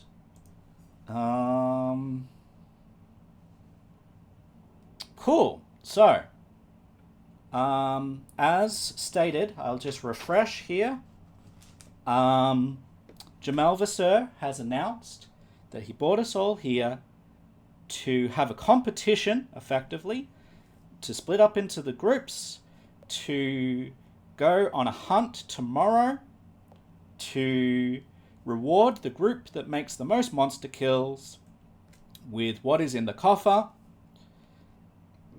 and to cull some of the threats, if not all of the threats, that are around this area to make the kingdom more safe and the area around the kingdom more safe.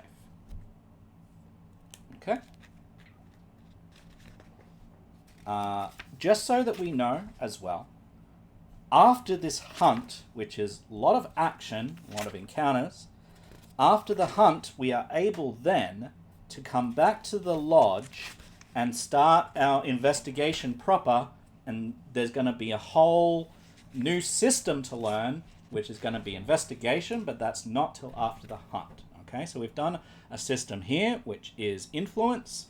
We're going to have an investigation system later on, and that is coming. So for Thekid and for DM, who is very interested in learning these informations about what's going on, it is coming. It's just the way that this is structured is get to the monsters first, get rid of them, get rid of the immediate threat, and then get to the investigations after. That's the way that this is designed. That's the way we're going to do it. So, gonna grab our characters all together. We're gonna move the NPCs around because we don't want you. Grab you guys. And then move to... Now, this is going to be interesting because I don't know how this is going to go, but we're going to activate You're kind of this... breaking up again, fading in and out, Matt. Okay. There, better as soon as you just change whatever you did for shift there. Cool. Thank you for letting me know, guys. Oh yeah, no problem. We're going to configure this one.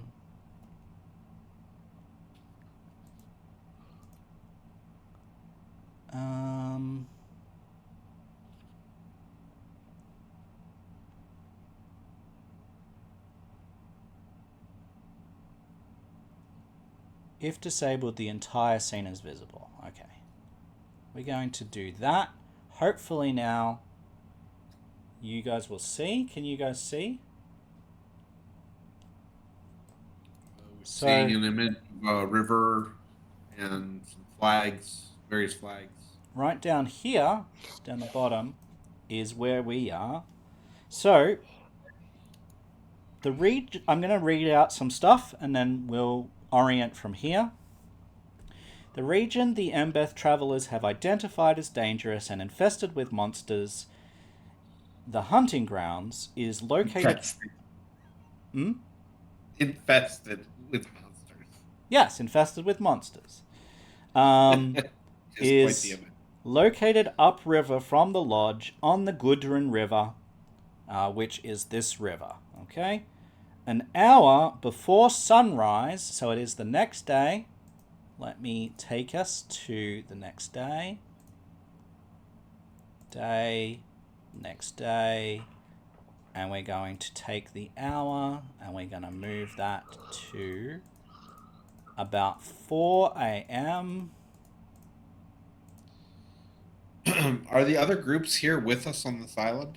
Yeah, so let me go through and I'll tell you how they are acting and what they're doing. Okay, there's a little bit of reading here. I'm sorry as we're orienting to this, but if I get to read it, then it means that I cover everything that it says, and then we can ask any more information if there's still stuff. Okay, so thank you for the question. An hour before sunrise, being about 4 o'clock in the morning, the hunting party boards the Embeth Traveler's barge and heads upriver to the western edge of the hunting grounds. During the trip, Jamel lays out the rules for the competition. The travelers know of 3 specific monsters in the region: a wyvern, a hydra, and a kruth, though they suspect there are other dangers in addition to those listed. The groups have until noon tomorrow, so all this day and till noon tomorrow, to return to the barge with proof of their kill. The 3 monsters the travelers have targeted, or others they haven't yet discovered, at which point the group that has secured the greatest success will be declared the winner. The journey here is uneventful, and at midday, so we have to change that again to midday. So we've got a bit of time to converse with him. So I'll allow us to do that here in just a minute, but I'm going to get us up to date with everything, and then we can ask any questions in retrospect. Journey is uneventful. At midday, the barge anchors at a small island in the river, which is where our flag here is, okay? From this starting point, at the south end of the hunting grounds, the group can see a ruined shack to the west, which is this way. So, ruined shack down here. You can see that. You can see cliff sides to the northeast. Northwest. So up this way. There's cliff sides up here that you can see through the trees because they're at a height. A rise to the north that dips down into what may be an obscured hollow, which is up here. And an escarpment on the river's eastern shore, which is over here. Okay? They're the areas of interest. Jamel tells the hunting party that the shack belonged once to the family of Vath Locker, the guy that they found, the local who was recently killed, and that the travellers have not yet given it a good look over. Anamede and her 2 bodyguards are going to head east up the river. So they're heading in this way, Anamede and her 2 bodyguards. The Aldori sisters are going to head directly north towards the obscured hollow. The 3 rangers Jamel bought to represent the Embeth travellers in the contest head upriver along the northern bank in search of the Kruth. So they are... Give me a second. They are gonna follow the others, but their intention is to come up north. Okay? So those hunters are going that way. Jamel himself stays on the barge on the island, which is a safe place for any hunter or group of hunters to return and rest during the hunt. But keep in mind, it is already 12 noon. You've got till 12 noon tomorrow to try to make the most kills. And the route now that you take is up to you. So, you know the situation. Any questions that you have, feel free to ask them. And what we'll do, once we know which direction we're going, we'll set our break at that point. And then, when we come back from our break, we'll tune into that action. Okay? My gut tells me to go into the valley. I think we should hit the shack and then go towards the cliffs. And then if we don't find anything there, we can go towards the valley. But the wyvern's fair. likely over there because that's where he got attacked, right? Yeah. Sure. I was thinking about the Kruth. Yeah, but that's going to be along the water somewhere. Okay. Well, I mean, there's water in the Most valley. likely. But we could possibly get the wyvern and then get the Kruth. Okay, that's fine with me. And if we look at Thagard, where's the Hydra going to want to be? Yeah, 'cause I don't know anything about I mean, hydras. like, I wonder if the Hydra is on the cliff.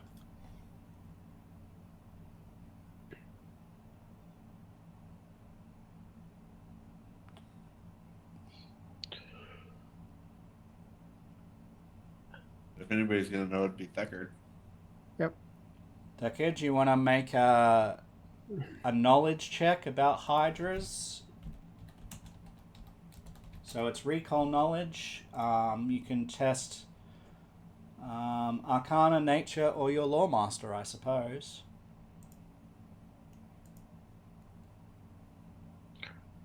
Hey Matt, you got somebody to ban in your stream. Thank you. God. Would an academia check help for the Hydra? I mean, maybe. Yeah, I'll give it a go. Did we lose DM? No, he's there. Yeah, just had the mute button. Screaming baby. You good? Yeah, I just called for a knowledge check in relation to the Hydra. Yeah. I'm trying to find my Just character.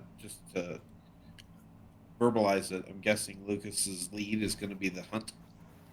Yes, thank you. Yeah. For the Hydra, do you want me to re-roll it since I done it earlier for that generic one where we were talking about him earlier? Just That roll wasn't the another one. Hydra. That was the underground Oh. screeching thingy. Oh yeah, the Destricon. Yeah, Oh, that's the thing. Destricon, yeah. Ugh. There you go. Cool. So, Because I got to roll below a 10. Theckard, you know that hydras are multi-headed, foul-tempered, serpentine beasts with voracious appetites that are widely feared for their regeneration abilities. Lucas, you know a little bit more than that.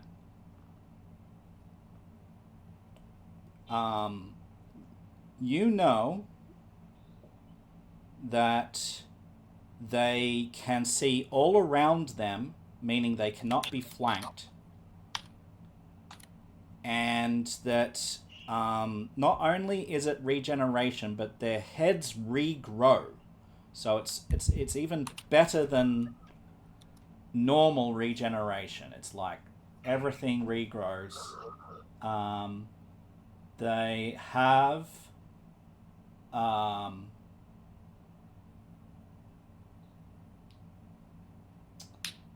they have a weakness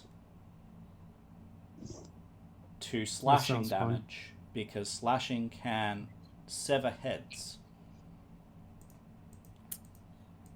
That grow back. Okay? Well, yeah, but I mean, if you don't have something that can slash their heads off, you'd be able to cut off enough heads quickly enough that it dies. But they still grow back. It's just that they have a weakness to it. Okay? So that's Okay, what you know, and so we can collate that information. So we've got a couple of different ideas with where we want to go. Someone said to go directly north into the valley, and someone said to come west to the shack. Yep. Can we make Up a the cliffs. decision, and then we will take our break? I say we go west of the shack. I mean, to be honest, Vrar would rather go along the water to hunt the Kruth because he's a swimmer. But nobody else in the party is going to want to actually do that. So he's not going to try to force that. Well, if that's the route you want to go, Theckard would entertain the idea. I mean, we're also then racing another group for the same thing. Yeah. There's no Yeah. rules on like who gets. I mean, I guess you just got to bring the head back, right? Or Yeah, you just got to bring back proof. Yeah. There's also no rule against manacling our opponents to a tree. Right. If I was a different character, this would be a very different decision. See, and the only thing that's going through Vrar's head is, as long as what they're carrying, that's the proof of kill, is something I can tumble through them and steal, it's my kill.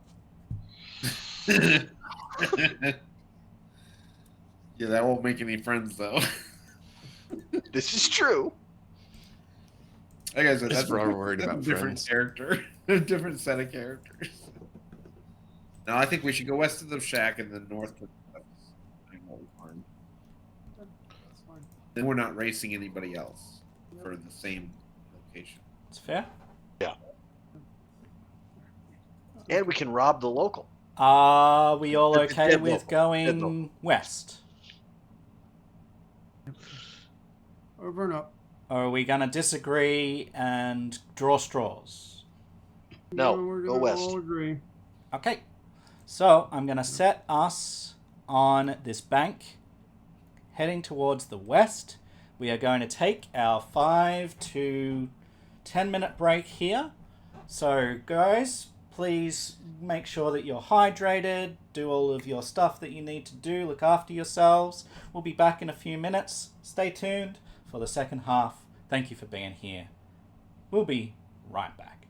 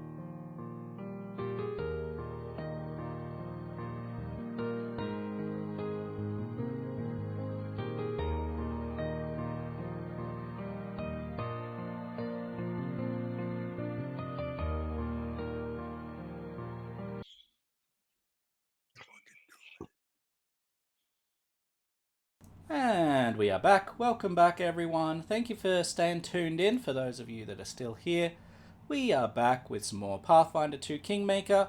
And we've had our break, so we are fresh and ready to go. We are here on the shores of this hunting grounds. Each of these squares, guys, is 75 feet square, to give you some sort of idea as to dimensions. And so, while it doesn't take super long to get places, we're not talking hours, just know that, it's at least a bit, and you might want to do proper exploration things, given that this is on a higher kind of metric here. So what we're going to do is have a look, guys, at your character sheets and the exploration options, and let's talk about how you want to explore this area, given that it is wide open spaces. Each square is 75 feet. How you want to go about that, whether you are doing so carefully, slowly, what sort of approach you want to take, if there's anything in each one that you want to do, if there are, let's talk about that, and then I'm going to give the session to you guys, and we will orient to how you do this and what sort of banter you have along the way and these sorts of things. And when we get to a location, we will flip over to another map. And just for those at home and for my players know this, but you guys at home may not. The Kingmaker adventure does not come with the maps for the actual areas here. So I had to actually make those myself. So whenever we swap maps from this one was there, but whenever we swap maps from this one, from here on in, it is not Kingmaker content anymore. It is Kingmaker content as to what is written, but the maps are things that I have decided this will be close enough. It's not going to be perfect. We're going to have some issues, but it's the closest that I could get with the limited amount of time that I had. So please forgive me when we get there, okay? But, guys, what sort of exploration are we going to have? What actions are you taking? What further measures, if any, are you taking? Let's orient towards that, and I will hand over to you guys. Go ahead. I'm gonna track. Okay. So, for those at home, do you have what that says? So, do you want to read that out for our fine listeners? It says, concentrate exploration move skill. You follow tracks, moving at up to half your travel speed using the travel speed rules. After a successful check to track, you can continue following the tracks at half your speed without attempting additional checks for up to 1 hour. In some cases, you might track an encounter. In this case, track is a single action and doesn't have the exploration trait, but you might need to roll more often because you're in a tense situation. The GM determines how often you must attempt the check. You attempt your survival check. When you start tracking once every hour, you continue tracking, and anytime something significant changes in the trail, the GM determines the DCs for such checks depending on the freshness of the trail, the weather, and the type of ground. Simple track tasks. Untrained, the path of a large army following a road. Trained, relatively fresh tracks of a rampaging bear through the plains. Expert, a nimble panther's tracks through a jungle. Tracks obscured by rainfall. Master, tracks obscured by winter snow. Tracks of a mouse or smaller creature. Tracks left on surfaces that can't hold prints like bare rock. Legendary. Yeah. Old tracks story. Yep. Anyway. Cool. 6. Yeah. So why don't you basically make just survival. a first survival check to see if there are tracks to follow, Sure. and if there are, sure, that's pretty good. Sure, there are tracks to follow. retrospective? You can track. Absolutely. All right. So that is Lucas's exploration. It means that he's finding the trail, he's following the trail, and so definitely heading towards something. What you find is a trail of dried blood that you are following. Okay, so yep, you get a sense that something has indeed happened here. For the rest of you, what are you guys up to?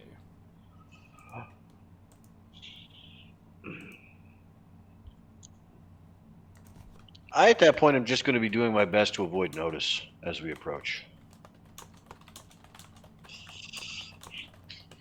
All right, make a stealth check.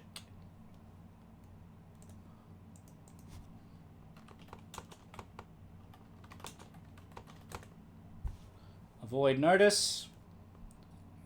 You travel half speed. If you're avoiding notice, you roll stealth instead of perception to check your initiative.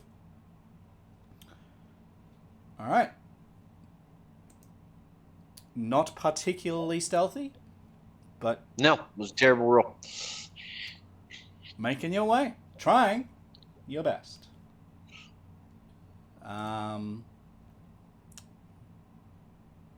What about the last two of you? I'll scout. Scout. All right. What does Scout do? Let's have a look. Moving at half speed, watch for danger. And at the start of the next encounter, every creature in your party gets a +1 circumstance bonus to initiative. Nice. All right. So there's an effect you can drag. Let me just put it in chat here. Sure. There. Effect to drag now. That's awesome. Great.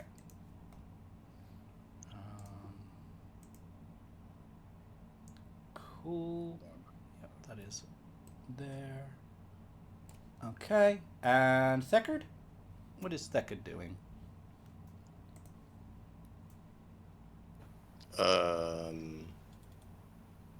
Joining the party. Yep. I don't know. So we've got There's no wounds to treat or writings to decipher. avoiding notice, Cataloging the plants and animals of the area. covering tracks, detecting magic, gathering information. Gather information, sure. Cool. It's the closest.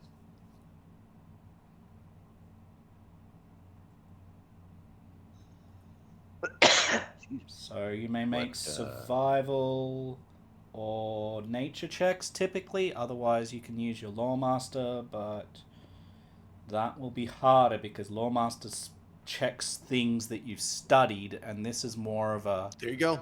Under a 10 again. Yep. As per... Gotta keep the trend going. What we do here, apparently. Yeah. Cool.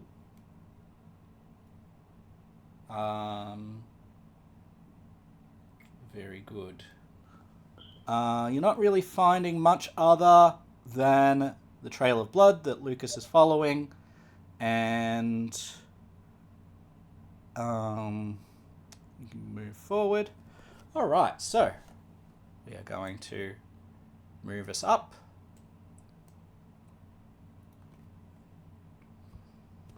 Okay, so in this case, we are not changing maps. The description says,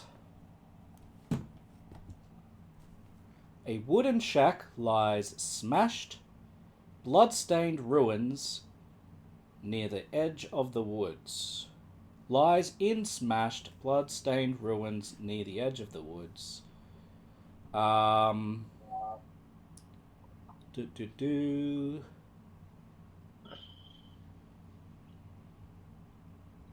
You do not see any corpses. The shack is in a ruin. You could potentially search the building if you wish. And Lucas can point at a trail that leads north, since he's been following it, with weeks-old blood spatters that continues north. Is it do I know if it's human blood or if it's animal blood? You do not know at this stage, but you imagine that you know the answer. Okay, no worries. I'm gonna stay on Overwatch because there's a wyvern sighting. I draw my bow and I'm gonna stay on Overwatch. Search the ruins. Okay, He's gonna keep scouting. perfect. I will go ahead and dig through and search through the ruins. All right, perception. Please make this blind GM. Thank you. Nice. Cool. So you have a bit of a look around.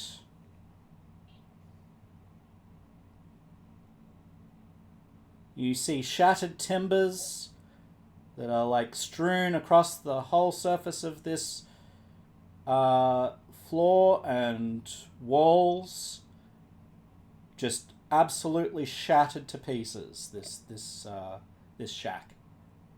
Bits and pieces of furniture shattered.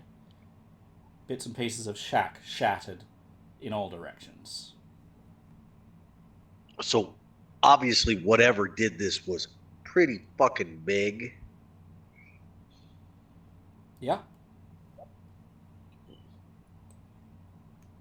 Any obvious claw marks? Anything that might be able to identify specifically what creature did this? I know they Not said there with was a that wyvern, check. but Nope, not with that check, I'm afraid. boo. Oh well. But yeah, you can definitely tell whatever did this is big and strong. I think we knew that about everything that we're dealing with already. Anyway, but no, I think we should follow the tracks wherever they lead. Follow this trail. Okay. Sure. It's obviously leading it to its larder if it has one of those. So, as you will need another survival check to be able to follow this trail of blood. All right. Let's do it. So,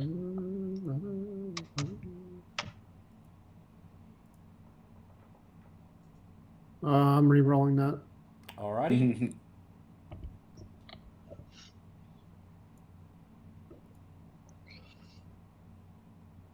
19.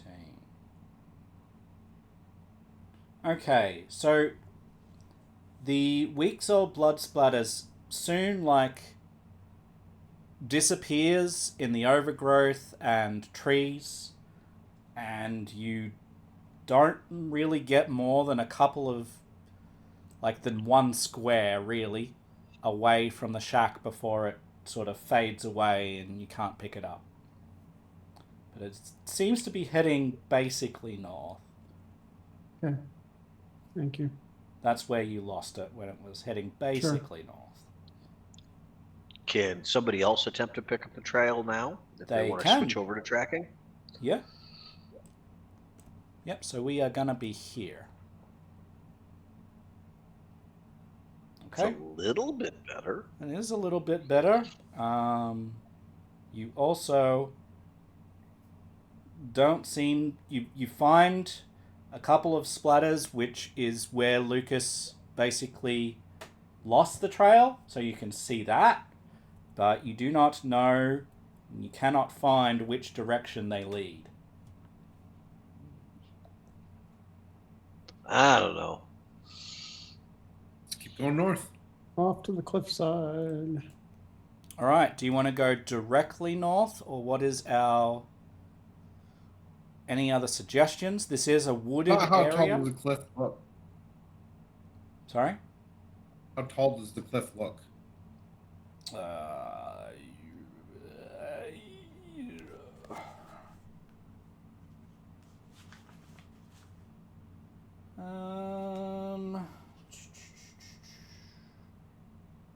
Just seeing if there is actually a note about that.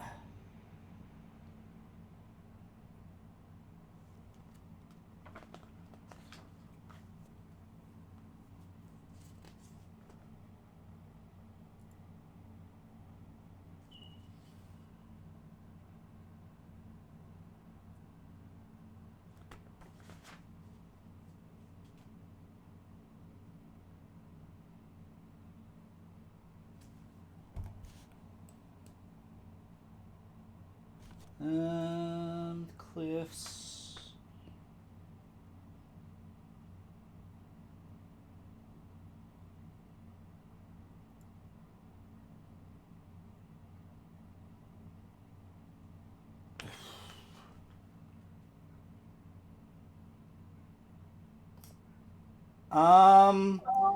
In total, the cliffs are about 300 feet up, but it's not one cliff. There's sort of like littler cliffs. It's not exactly like a staircase, but it sort of goes up and then evens out, and then it sort of, there's a different place and it comes down further and up further. It's a total of 300 feet. Each of them is between 20 and 50 feet of cliffs each. That sort of, Unless we want to drag Lucas up with a really, really long rope, we probably are best to go around the ends. Great. Well, I mean, trying to avoid climbing checks if we don't want to end up having to set up the whole rope gears is a great way to end up doing that. But if we're going to go around the ends, we're also then heading further towards the northeast as well, too. Because west is not really an option for that. That's way too far around. Let's go towards the northeast and then Just see what we can see. Yeah. so what I'm going to do, I'm going to ask us to decide when we get to each of these locations how long we spend. So, at the ruined shack, you had a bit of a look around. Do we think that was 5 or 10 minutes? I mean, I searched the ruins of the building. So 10 minutes. I mean, I would say, yeah, 5 to 10 minutes minimum. If you're going to do a thorough search, you can't do that in 2 seconds flat. Yeah, and we're going through thick wooded terrain now. So it's going to be half your movement as you're moving forward. I need everyone, please, to make me survival checks to continue to move in the right direction unless someone has no direction or something of that nature. Like a compass, I guess.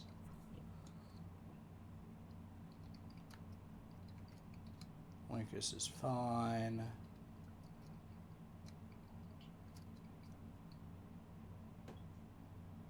That's good. Cool. Yeah, you guys can stick to a relatively northern trek. So I am going to move us 75 feet at a time. Right, so I'm just going to do this, and what I'm going to do is I'm going to be talking to you, and then if no one interrupts, I'm just going to continue to move us a thing at a time. If you want to stop and investigate anything, make any checks, you need to interrupt me while we're going. Okay, I'm just going to do this slowly so you've got a chance to interrupt. I'd like to interrupt and track. All right. You can pick the trail back up. Yes, sir. Yes! Fuck yes! Okay.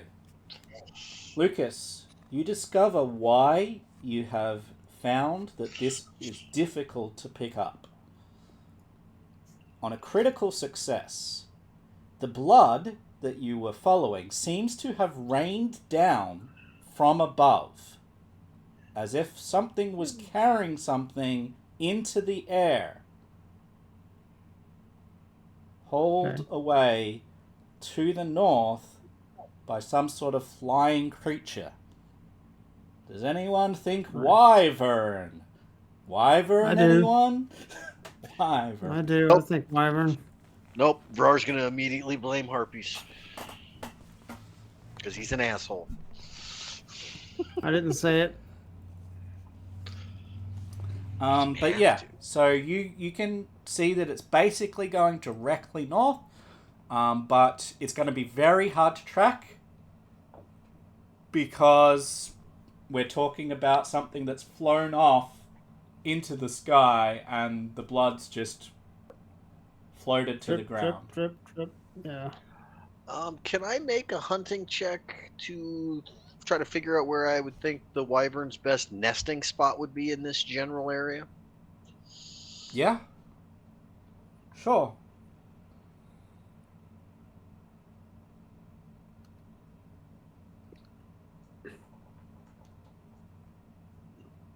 $18. You orient yourself to most like wilderness creatures, especially ones that typically live, on higher altitudes, and you think escarpments, caves, these sorts of things, rocky kind of terrain, bowls in the earth, these sorts of things is what you would typically imagine creatures like that would nest in. They would gather wood and leaves and stuff and make them nests, but it would mostly be either caves or escarpments or bowls in the terrain, things like this, where they would bring those materials to nest. So probably along the edge of the cliff or at the base of one of these cliffs in a spot that's secluded. Yeah, typically. So walking along the edge of the base of the cliff's not a bad choice anyway. We can scan the whole Yeah, cliff you can side see it up going that way. ahead. Even though there's tree cover, you can see that it's rising up ahead of you. Okay. I'm just going to keep an eye out for what I would think would be a nest as we're moving along from this point on. Yeah. That's what I'm doing. Sure. All right. I'm gonna keep an eye out for wyverns trying to dive bomb us. Yeah, absolutely. Wyverns, plural or one? Well, Yes. Yes. All wyverns. I'm watching out for all wyverns. Well, I'm gonna say it this way as well too. They usually come in a nest. Usually means a mated pair at the very least. Vomit. All right, so what we will do now is we will go to our random encounters. We're going to go to the mountain ascent. Now you will maybe recognize this, but we're repurposing it. Hey, zombies! It's fantastic. Nothing wrong with a repurpose. Nope. I figured it's rocky. There are levels. No, this is perfect. Yeah, absolutely. So currently you're coming along to the west, following along. Now these embankments are between between 20 and 50 feet tall of rock each. Okay, so the one beneath you, the one ahead of you, all of these between 20 and 50 feet each. And at the moment, you don't see what's clearly visible over there because it's on a different level to you. Okay, so we're suspending disbelief a little bit. Sure. I took away all of the barriers, but I wanted to do that on purpose. What I'll do is I'll hide it, and what you can once we get close, what you'll see is that jagged escarpments of stone scars the forest here. So these are stone scars. Okay, little escarpments, all of them. And as you see these, especially for Vara, who made this check before. Vara, you're getting that sneaking suspicion that any of these could potentially house something, depending on what's on the upper edge. Like, looking over the southern edge to where you've been, you find a couple, like over here, where there's like a little bowl or a rummaged area where things could exist. So anywhere in here makes for a pretty good location. So you can let your companions know this could very well be where it is. You don't know exactly, obviously.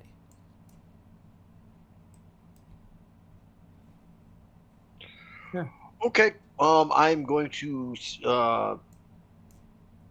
basically say that like, this is the kind of spot these things nest in.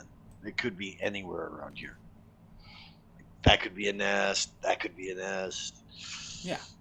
I'm gonna say it to the party. And the one that's Keep ahead, your eyes peeled. this one that you point out, is obvious that there's not one there, but everyone can see what you're pointing at that would make it like a potentially ideal location. Sort of a dip in the ground, some rocks around it, makes it kind of cozy, but you can see that there's clearly nothing there. Yeah, and I'm gonna be advancing up along with Keldor. I'm gonna look and see. Notice what he's pointing at, and does it look like it has ever been used before?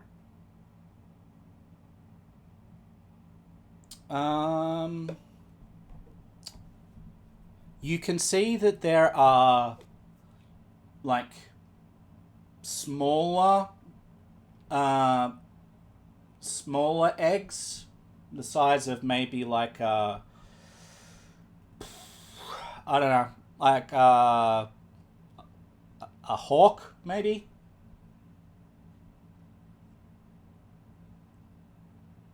Okay. But not by anything as big as a wyvern or anywhere close. I won't touch or disturb them then. They're not intact, they're patched, and so there's just shells of eggs. Oh, okay. From previous seasons. All right. Well, it's some bird's nest. I'm not gonna mess with it. Yeah. While that's going on, I'm gonna stow my pick on my back, switch to my returning boomerang, just because. No. Flying thing.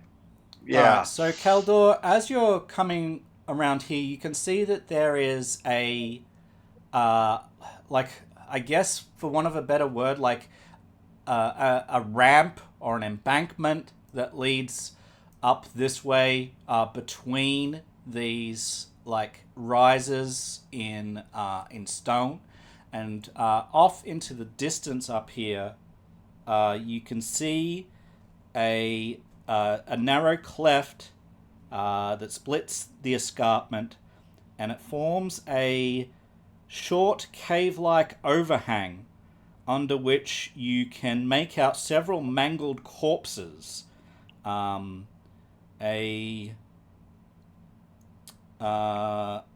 larger corpse of some unidentified animal.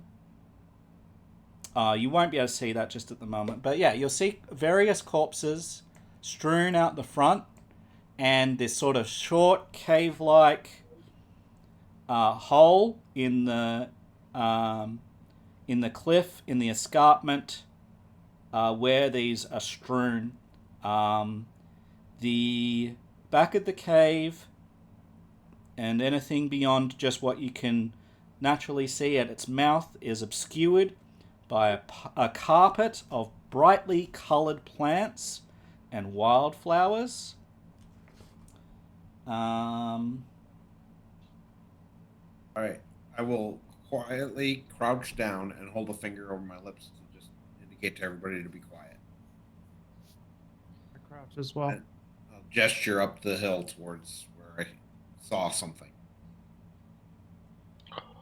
I'm gonna go full stealth mode and go take a look. Okay. Lindsay will follow close behind.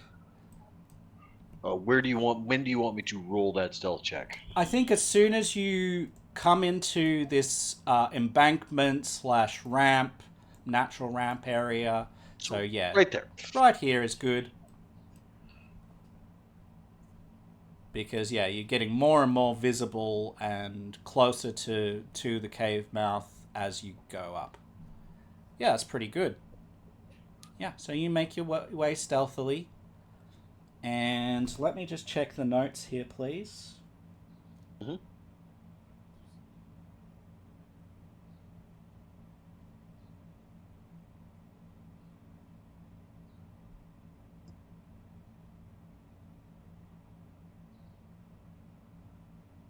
Can you also make me a perception check? Please do so private for me, or blind GM, whatever. Okay. Yep, so, yep, you remain stealthy. And you make your way forward. And I'm going to have you about here. You're still kind of behind the rock, but you're able to see a little bit clearly down here. Mm-hmm. So what you see, just as I described to Keldor, you see this jagged escarpment of stone scars, the narrow cleft splitting the escarpment in the middle, forming this short cave overhang. You can see the mangled corpses. You can actually see now, partially obscured by these brightly coloured plants, a very mangled corpse of what looks to be a bear. It looks to you like what your friend Ekondario's corpse looked like after that thing sprouted out of him. That's what this bear looks like. Okay? Nice.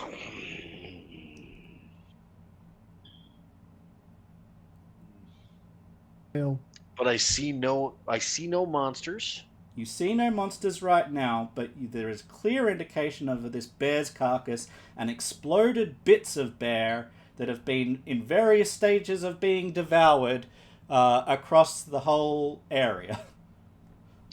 Well, I'm gonna backtrack down and go and lay down across the hill so that I can kind of be quiet and just pass that information along to Keldor so that he can pass it backwards through the group.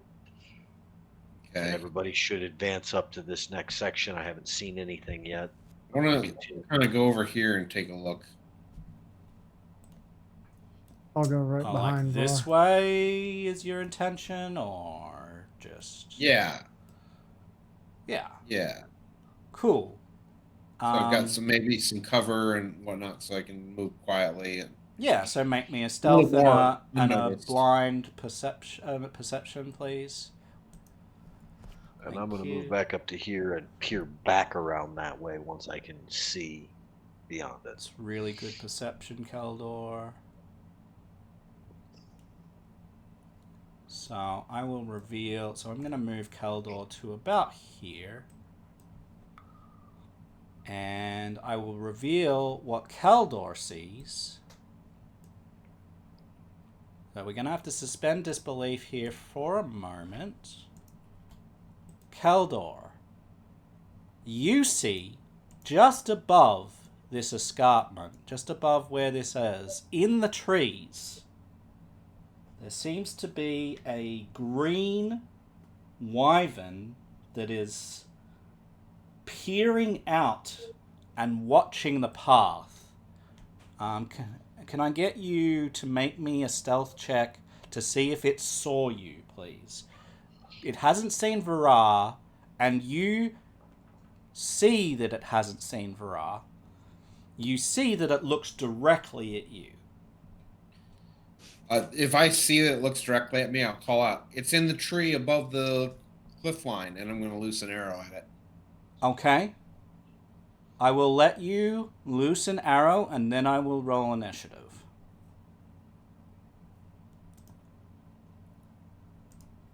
Yay, +1 to initiative rolls. Oh, Ooh. It is also in cover right now. Well, I don't think it gets any more critically missed than critically missed already. Yeah, still critically missed, even in cover. um, 3 on a die, there's not much you can do about that. Alright, let's add everyone to initiative, please. Okay. All right.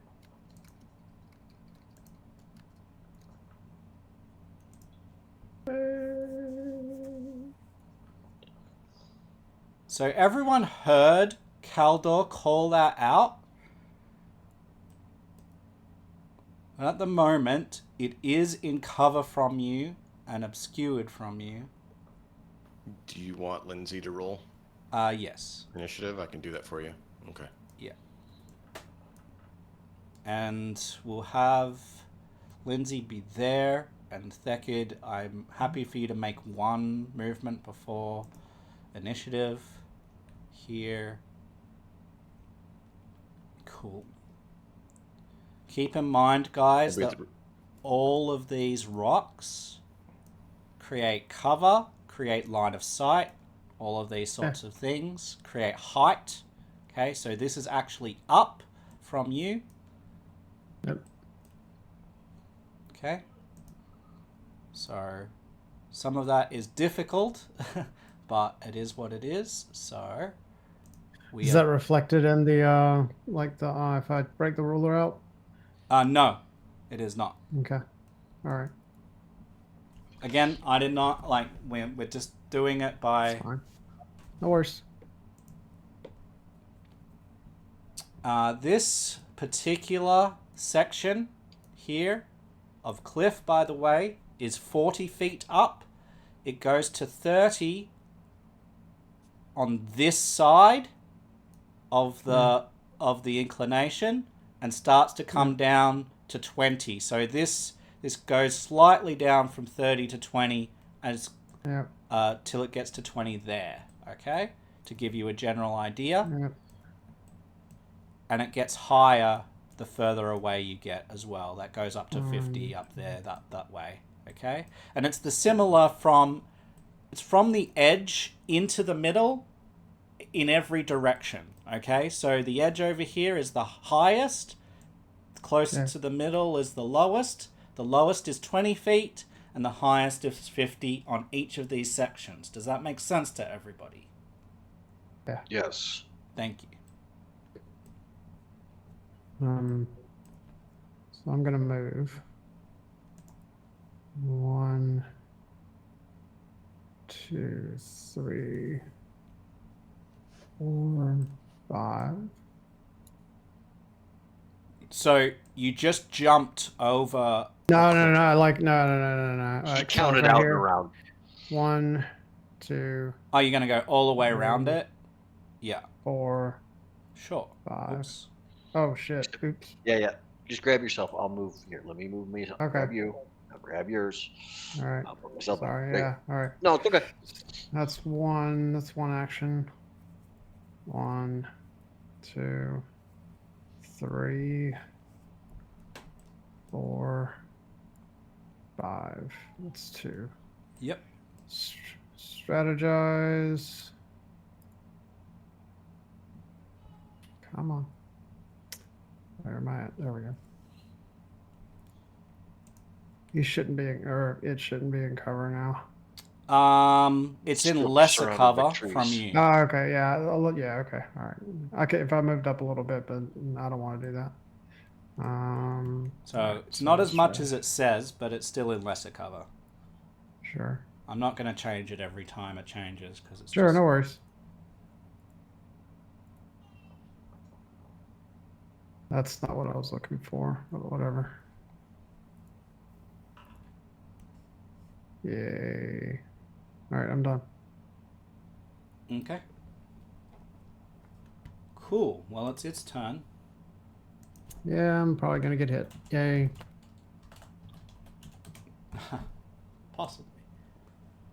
So, a wyvern is a venomous drake with a well-earned reputation for impatience and aggression. This one is 15 feet long and looks to be weighing upwards of 900 pounds. You can see that its resilient body allows them to crash talons first into large prey without serious risk, and they use their momentum to stun their targets before injecting them with searing venom or carrying them over sides of nearby cliffs. Now, Lucas has seen this, and possibly, I can't remember whether you were yourself lifted. Were you among the ones that were lifted by the previous he wyvern? got dropped. I got dropped. He got lifted and dropped. Yeah. Yeah, I So got you dropped know what because to expect a little bit. This one is a very different color to the one that you experienced. This one is vibrantly green, as is depicted here, Lovely. and is spouting many different sort of like flowers and stuff of venomous variety from its body and from its spikes. The spikes have thorns growing out of them, and its body has venomous flowers. So it is Great. going to... He's going to move...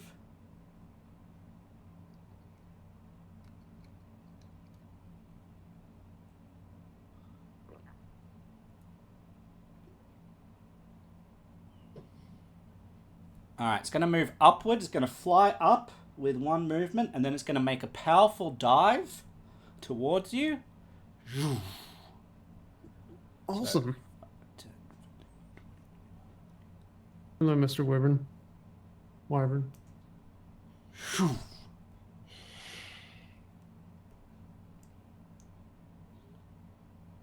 Save me! Making a claw attack.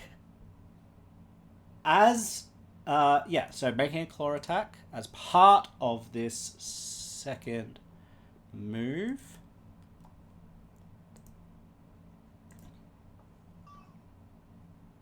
That is a critical hit.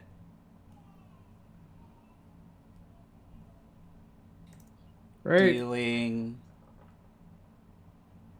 48 points of damage. Vomit.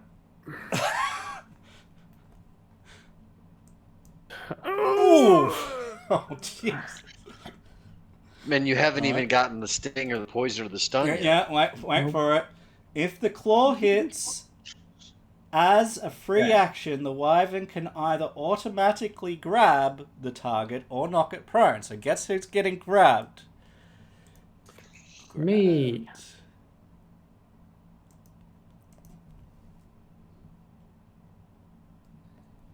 You have a longbow. Yeah. Yeah, and I missed. You I stood missed. back here and shot at it. No, I couldn't. Up on the top of a hillside. It's Yes, on you the top of could've. the hill. Yeah, you have a longbow. If it was in view from Caldor, from where he was standing with that, it's in view for you to shoot it from that same area too. You It can then see flies I up. shot at it. It flies up Covered. with you 30 feet Right. up to here, No. with you grabbed in its claws.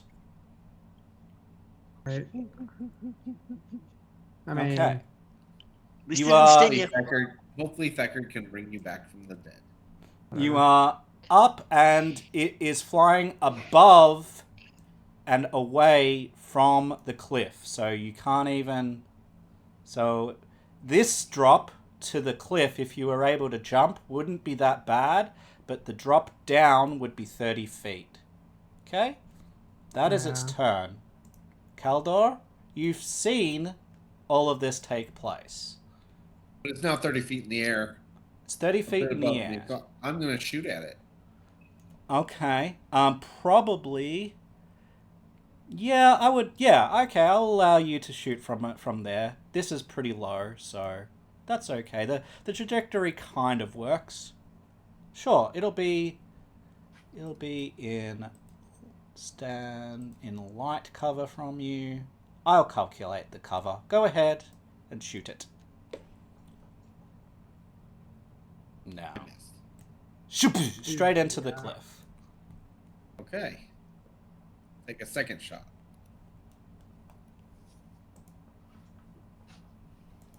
It's better. This time it didn't go straight into the cliff, it went over, so your trajectory is better, but it still doesn't quite reach to where the monster is. And I'm not particularly good with this weapon. So. Yeah. With my last action, I am going to move. Let's see here. 10, 15, 20. 25.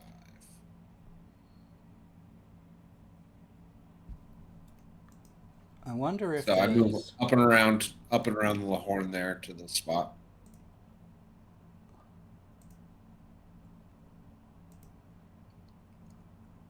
So what I'm going to do, I'm going to end that music, and we're going to do the hunting ground. Oh no, we're going to do A8, this one. Yeah.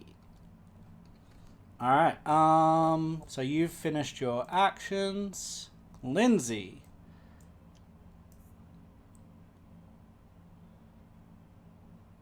Gonna make her way 2, 3 to here, 2, 3 to there, and she is going to inspire courage. Wow, that's really loud. Even for me, that's really loud. I'm gonna just stop that. We know that there's music. That's just insane. I had it down like 35%, and it was still pretty loud. Still really, really loud. Yeah. Mine wasn't too bad, but I understand.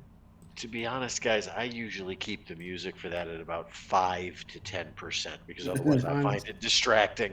Mine's at 15.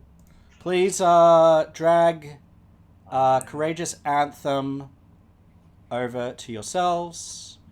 It's within 60 feet, so it's easily... Including me? Well, you're up, so no. Boo. Yeah. Do I have a line of sight on it from where I'm at, or is the cliff in the way? It's up, isn't it? Well, so this is 20. That's 30.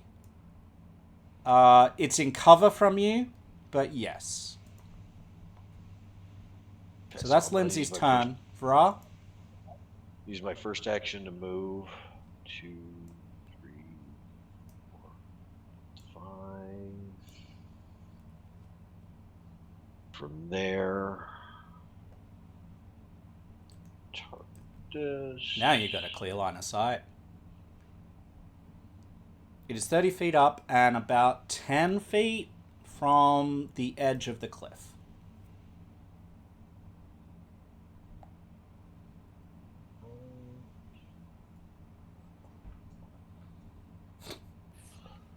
No, I'm gonna miss. You sure are. Very, very, very, very badly. You get to roll like me. Yay.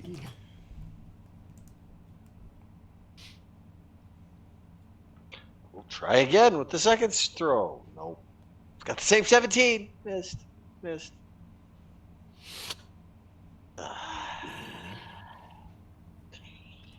Thing is dodgy. No, we're just shitty with these ranged weapons. That too. It's not really. It's not really what we're designed for. 27 armor. Uh-huh. At least a 27. All right, Thekard.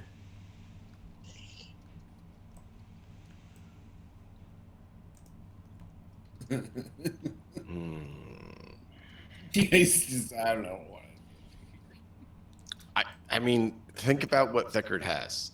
30-foot range. So if you're directly under him, You could throw it straight up, right? 30 feet. Yeah. And then it falls back down again. Do you have the ability to use grease in any way? Because if you could hit fucking Lucas with the grease vial right now, how the fuck well are they going to hold on to him at that point? Fair. With the claws The of grease hailing. spell. Ah, thank you. Just Jerk. saying. Yeah. There's so much I can't do. If you had not been found, I could have made something fun for him. Mm. You're useless. Thanks. I appreciate you. No, you don't. At the very least, approach. No, I appreciate you dying. So the rest of us don't. Oh, you're gonna die after me. No, I'm gonna leave. Oh, then you won't win the competition. Hold on. I thought he was the tree. What do I care about the competition?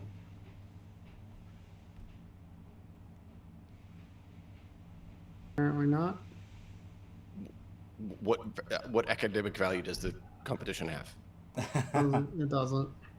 It teaches you all kinds of stuff about the hunting that goes along with this. So yes, it does have academic value. All right, what are you doing, Thacker? Winning the competition does no academic pursuit. No, the action of going through the hunting is what you're learning. Oh, sure. That's why he's here. But living is more important than that. It sure is. This is true.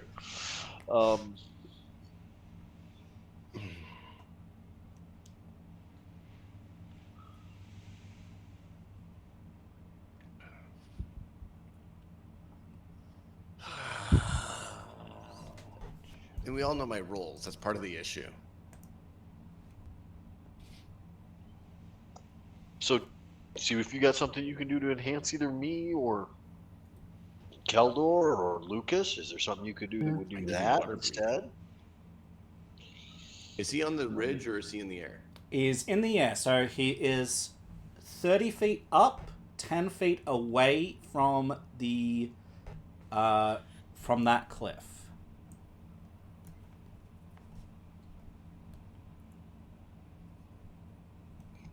You gave me the wand of grim tendrils. I did.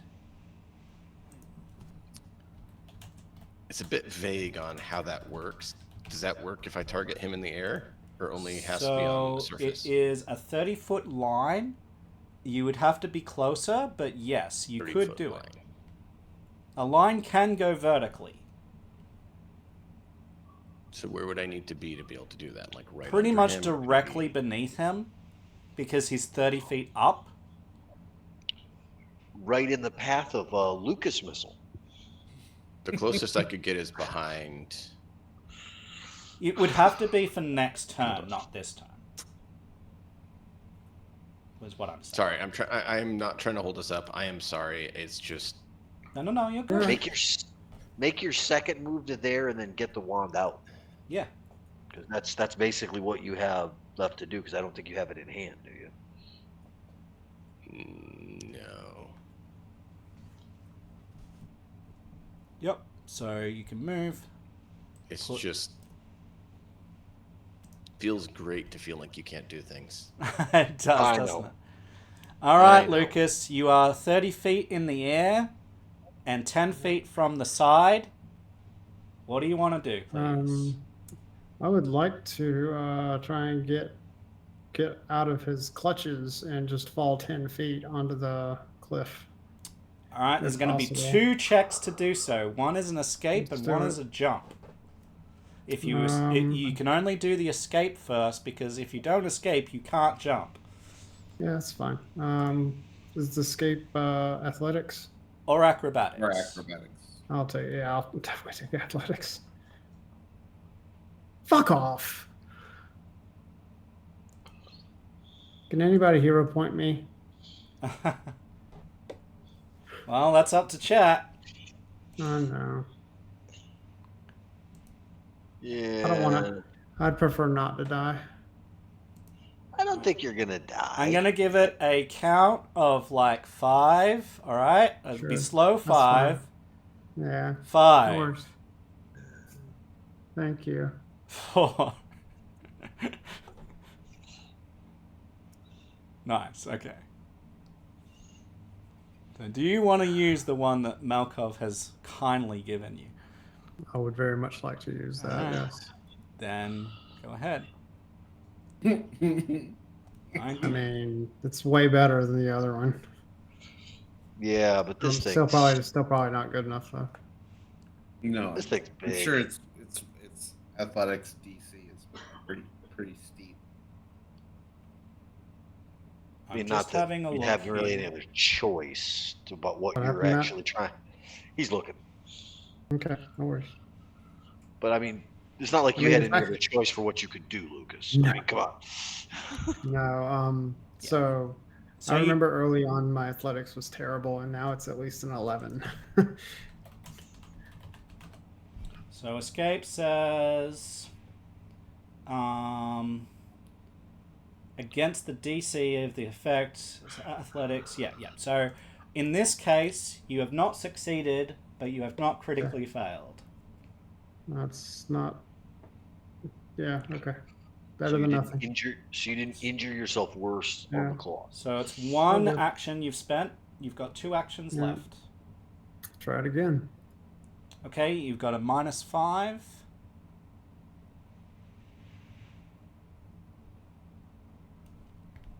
Okay, Oh, so that's that, even lower. That's not any better. yeah, lower. Yeah. I mean, can I attack it? You may, but you'll be at -10. Yeah, there's no point. And you've got your Um, bow in hand at this point right now while Yeah. grappled. It's not useful. All right. If you want to attack it, switch weapons. But that's a manipulate action. You're going to get an attack opportunity. if It's got fine. I don't even want to give it the attack of opportunity. I'm just gonna. Oh, what do I want to do? Hang on. Actually, go limp. so is this gouging claw helpful at all? Gouging Claw. Yeah, it says it's a primal spontaneous spell. I mean, you don't have the actions to cast it right now. Okay. And then 2 actions. I'll keep that in mind for later then. So you got one last action, please. Yeah, I know. Let's do. Come on. Yeah, I'll just try one more time to Okay. get the hoe out. Maybe I can get a. Nope, So this not is any better. -10. Yeah, that's fine. It's not fine. So critically fail, triggering a savage attack.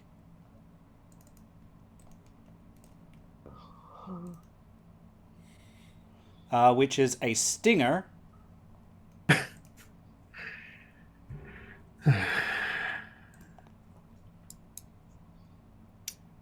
Which critically hits, Oh, I'm out.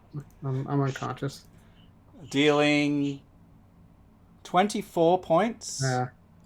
And you need a I'm out. fortitude save, please. Okay. Which is also a failure. Man, zeroed Dealing out. 21 poison Oh, damage. hey. So you Which is it. are in Or one no. round unconscious, dying 2, That's sweet.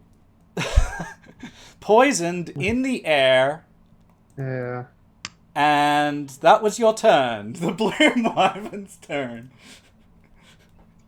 He is going to Blue drop Wyvern, you for a let's free go. action. You are going to fall 30 Yeah. feet.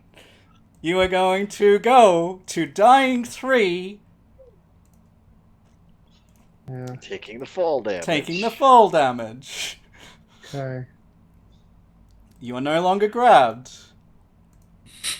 That's awesome. Yay. No. That's the longer silver lining. Yeah. There's got to be some silver lining. He's also on the ground, so he's reachable. Yeah. Oh, and then it's going to dive because that was a free action That's just at Vra. Just don't eat me. Just don't eat me. not going after you. It's just one at a time, guys. One at a time. Okay, so it's going to make his diving attack, which allows him to make a claw strike. That is a critical hit, dealing 34 points of damage. Jesus Christ. He then grabs you for free. Can I, because he moved, well, no, he's not leaving yet. Well, he's going to leave, so you can attack him when he leaves. Okay. So he will fly You s- up, which will But you provoke... have your bow in hand. I can grab him with my other hand.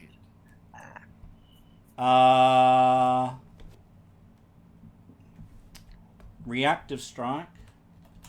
I can make a melee attack, right? Can I grab as a melee attack? It's a melee strike. Okay, so I'll just swing at him. Yeah. With my fist. Yeah. So as he leaves, you can do that.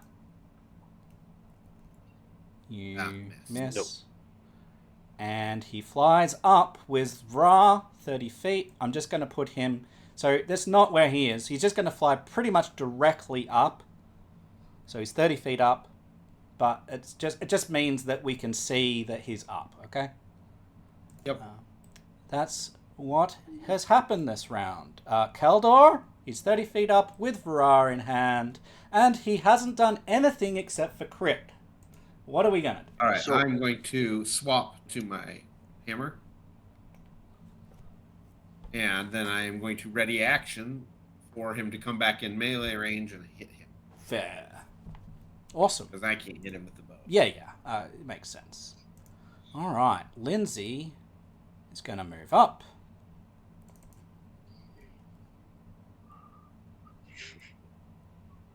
Ooh.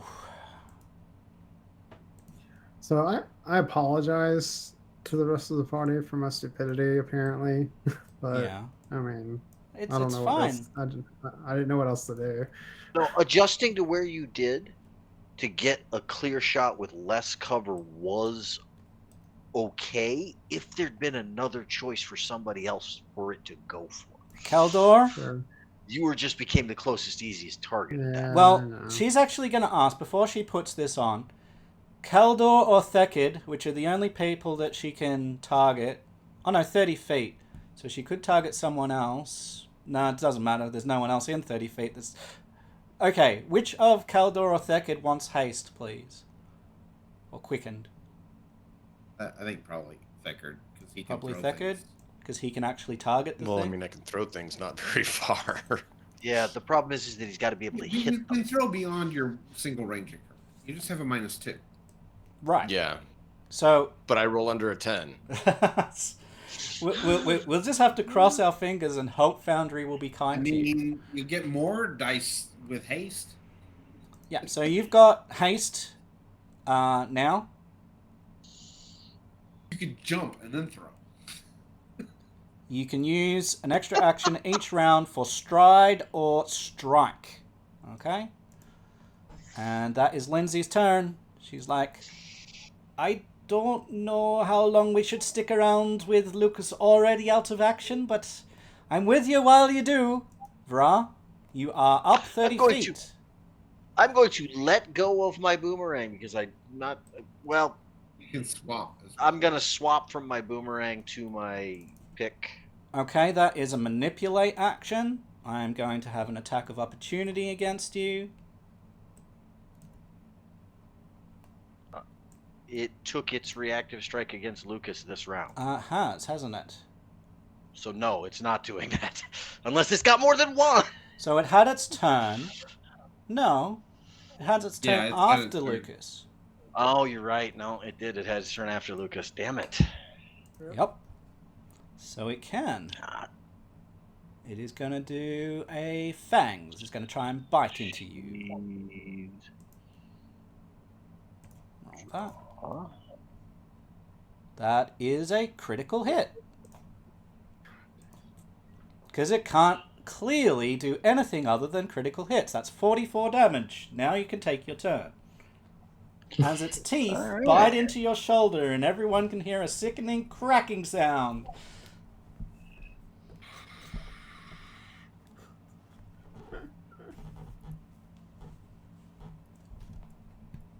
No, not that one. Hold on. Oh man, this is going so well. Holy shit. The crits. The crits everywhere. Oh, you hit him with your pick. Finally, somebody hit the bastard. All right. Nice work. Bam.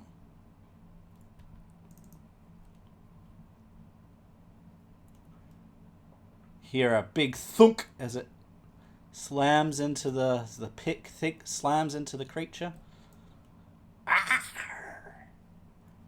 And that's my turn. That's your turn. Thecard, you have haste. What would you like to do?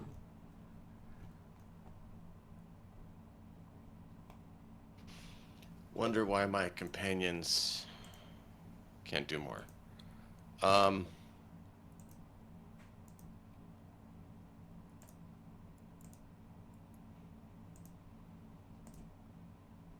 Where is he right now? 30 feet up and 10 feet, 30 feet directly up from here. So, it's technically, yeah, 30 feet from you, basically. 35 feet from you. But yeah, we can say So 30 I would feet go because there. he's directly up. Zap him with the doohickey. In other words, he's using the wand. The doohickey. Yep. So it's a fortitude save. Sure. So I've never used it. I'm sorry. No, you're good. Like, this is I was awesome. I was looking at the info on it, and it doesn't have a lot of details. Fortitude save.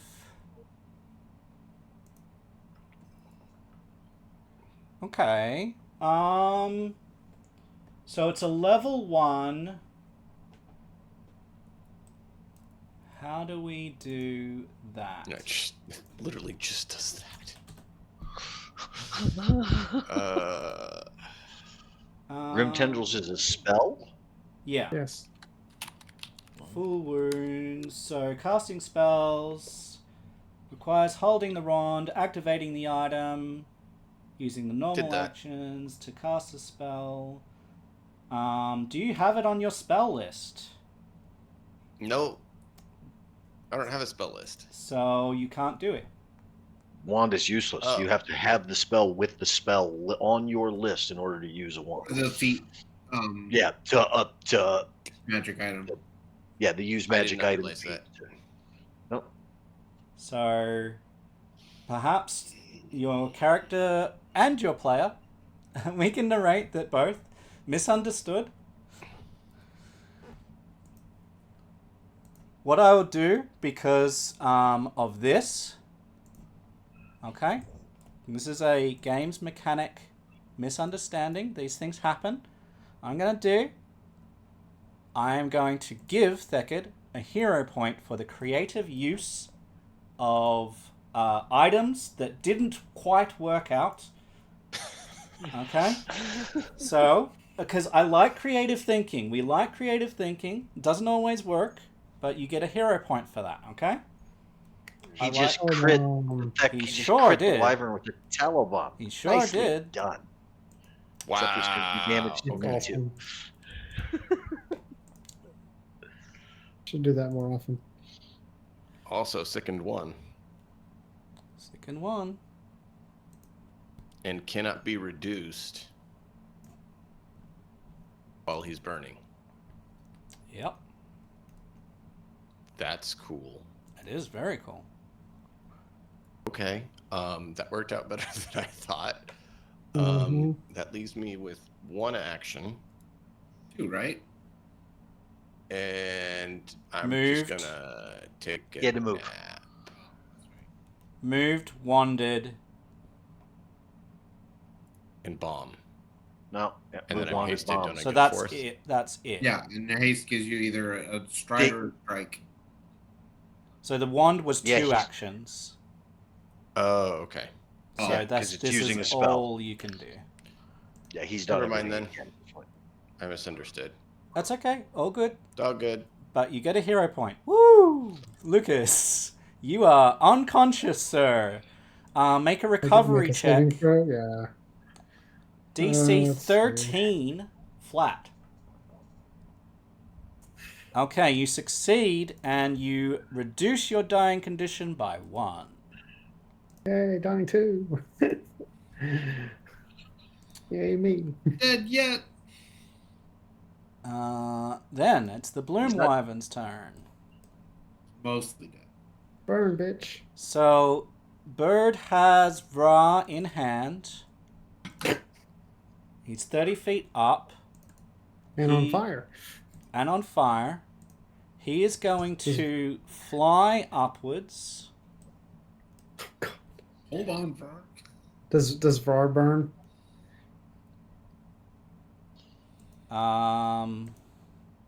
The persistent doesn't splash. Okay. Okay. Actually, no, that one doesn't even do splash damage. It just does damage in persistent. instead So of he's going to splash. be 90 feet up.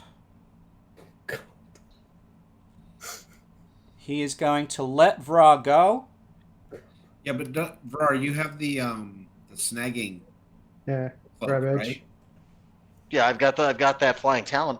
It's not in hand. No, snagging traveler's cloak. We should all have one.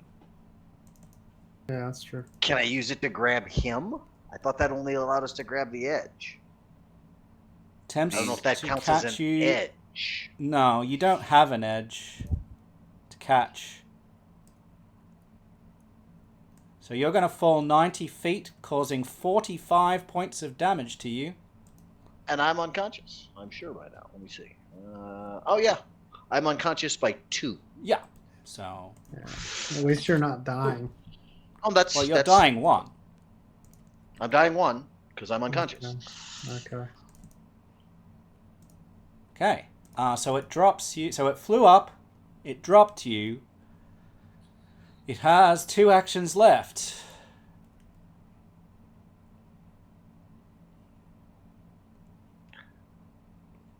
I have a question. Yeah. Almost everything that we've dealt with, at least for player stuff, involving a charge action or anything like that, usually takes 2 actions. Does that dive attack take 2 actions? Yeah. Or not? Okay, just curious. Yeah. It's 2 actions. He gets to move. He gets to attack. And he gets a free grab. All part of it. Yeah, the free grab is part. I get it. As soon as if he does the setup, it does the free grab at that point. He Yes. is going to fly down into the copse of trees and take cover.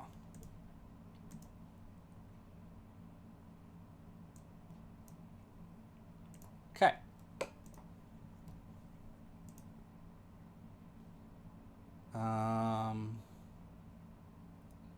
Actually, would he fly up?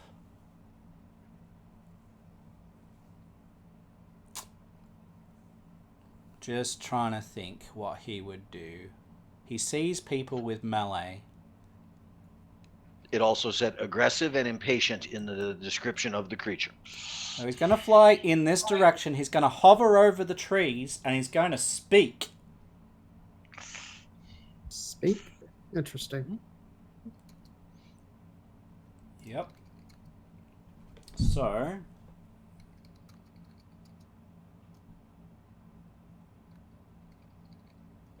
he says, "Meet mine." That's your. That's Caldor.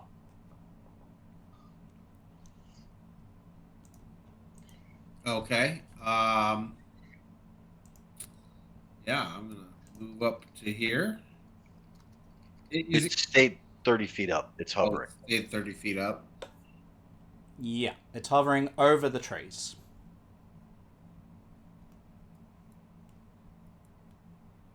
All right, I will try a.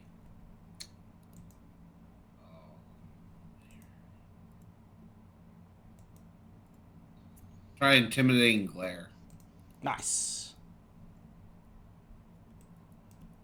Um,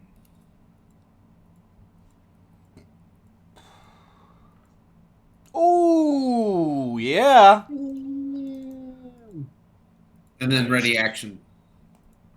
So he is And frightened say too. Thacker and Lindsay, stay close to me. Coerce. Demoralize. So demoralize, I believe that critical success... Yeah, frightened 2. 2. Yep. 1, 2. What do you say? Oh, you're just glaring at it. I'm just glaring at him. Nice. I love that just with a glare it becomes frightened 2. And he has to make a DC 20 will save to reduce his frightened condition. Okay, at the end of his turn, instead of just getting it for normal. Right, and it can't go below 1. Cool. That's great. Yeah, that rune's brutal for that.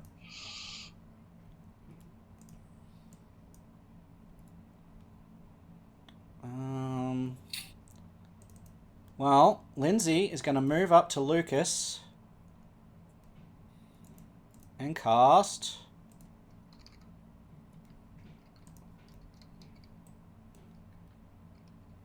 Mercy Kill. No, I mean, Kiss me, you make fun of me kissing you, you son of a bitch. Oh. Where she kisses him again, and more black goo eats his face. Alright, so you are no longer unconscious. Jesus. You are no longer dying 2. You are wounded Thank 1. you.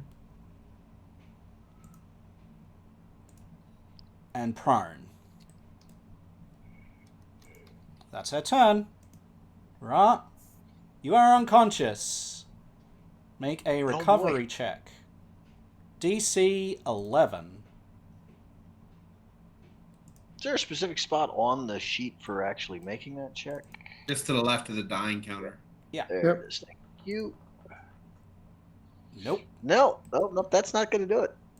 Sure isn't. So I believe on a failure, you increase your dying value by 1, making your dying 2. I do.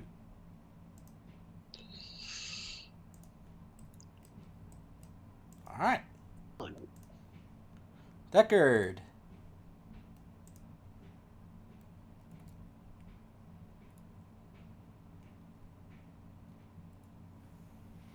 I'm gonna kick Vrar Sure.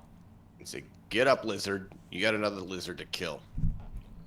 And by doing that, I'm doing battle medicine.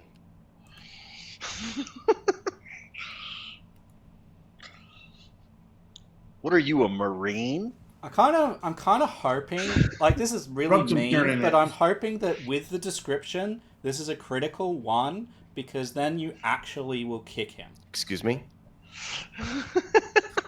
You critically succeed, dealing 30 points of healing.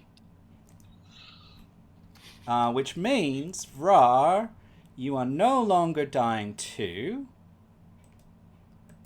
You are wounded 1. I'll be back in just a second. Okay. Good job, Thacker. You bring your companion up I'm gonna... with a swift kick. Get up!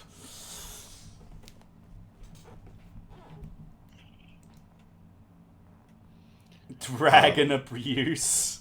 Good job. Anything else? Yeah. That was 1 action. Uh-huh. 2 action. 3 action.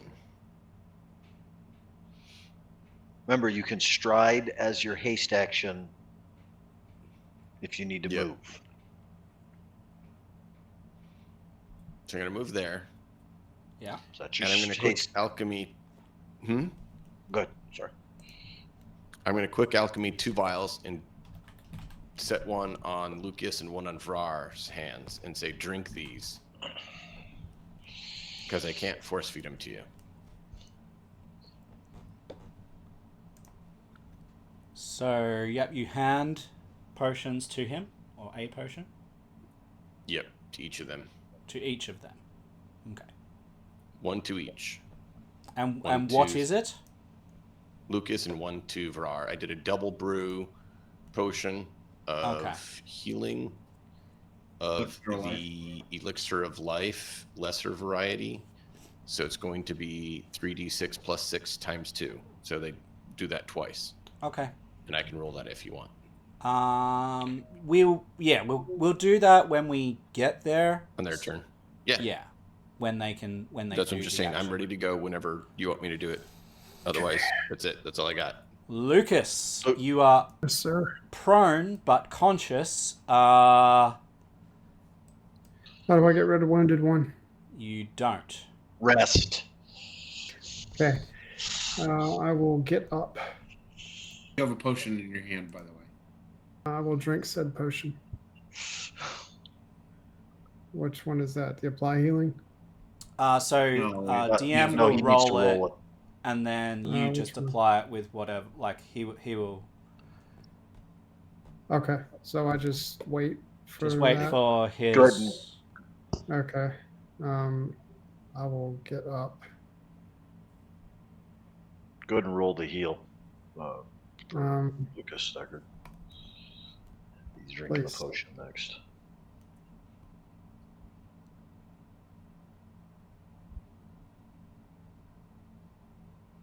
Am I okay to remove the immobilized and grabbed?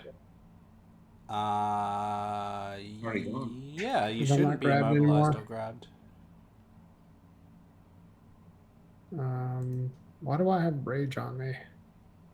I Oh, I don't. I was looking at the wrong dude. I feel dumb.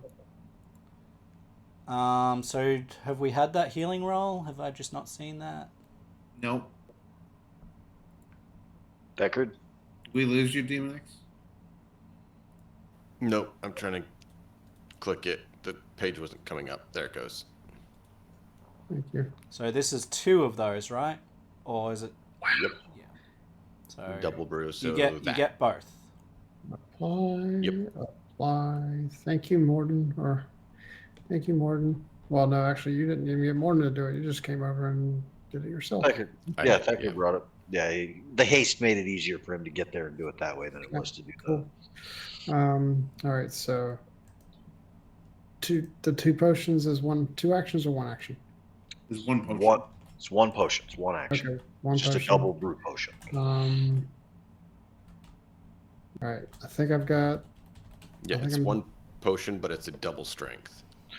You stood, you drank, you've got 1 action left. Okay, 1 action left. I will move away. Before you move away, I will remind you of something.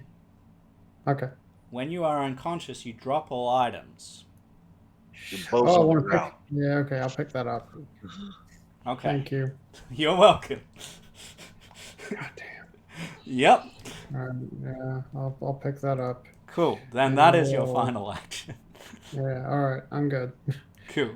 I am done. All right. All right. So it's 30 feet up.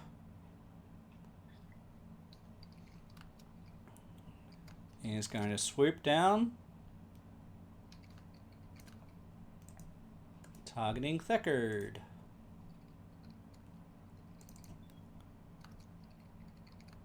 Making a claw attack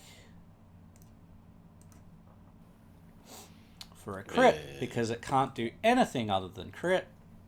It hasn't hit in any way that hasn't been a crit so far, other than the Yep. bite that it did on me. Causing 40 points of damage. Great. I appreciate it. I know you do. Because, why wouldn't, why would it ever be Grab. normal to us when, And then it flies up with you 30 feet. Okay. That's its turn. Keldor!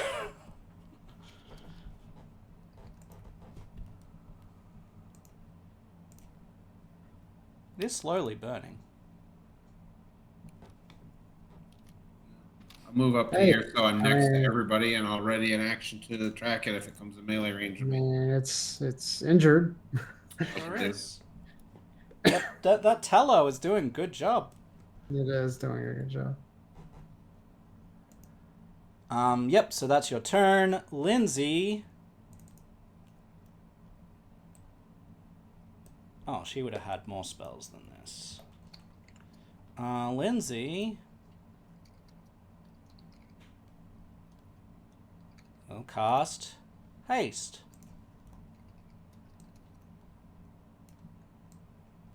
On Lucas. Thank you, Lindsay. So we now have Lucas hasted and Thekard hasted. She will then inspire courage. Da-da-da. So please drag that over. Go ahead and roll the potions again for me, Thekard, for the beginning of my turn, because I'm not even going to stand up before I drink that fucking potion.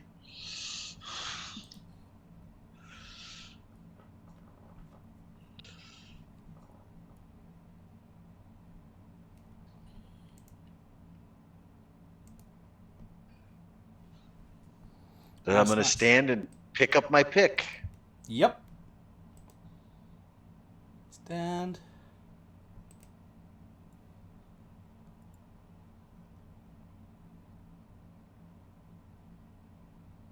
I have a question, and it's probably to my own detriment, but I'm going to ask it anyway. Rage. Does lapsing into unconsciousness drop my rage? Sure does. I removed the rage earlier. That was my fault. I'm sorry. Oh no! It was still on my character. It did not come off. Okay. You don't have permissions to actually remove stuff from mine, I don't think. Oh, all right. But Yeah. I just You- wanted to make sure that You yeah, can't that I was rage pretty when sure you're that it does that. unconscious. Yeah. Yeah. So yes, it is off for the moment, and you cannot re-rage unless you have the thing that allows you to re-rage once the. But yeah, you've got a minute before you can re-rage.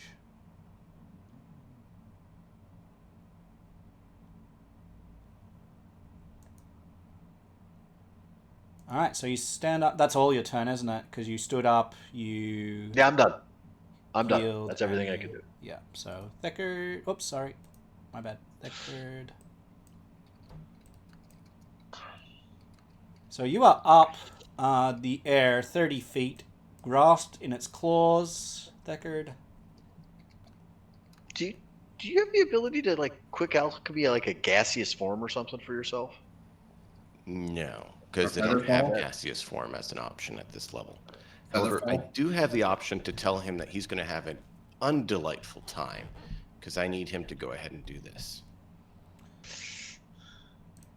So, what is this stupid poison, and how are you applying it, please? So I'm looking for a wound on him, and I'm just making it up and just jamming it in his wound.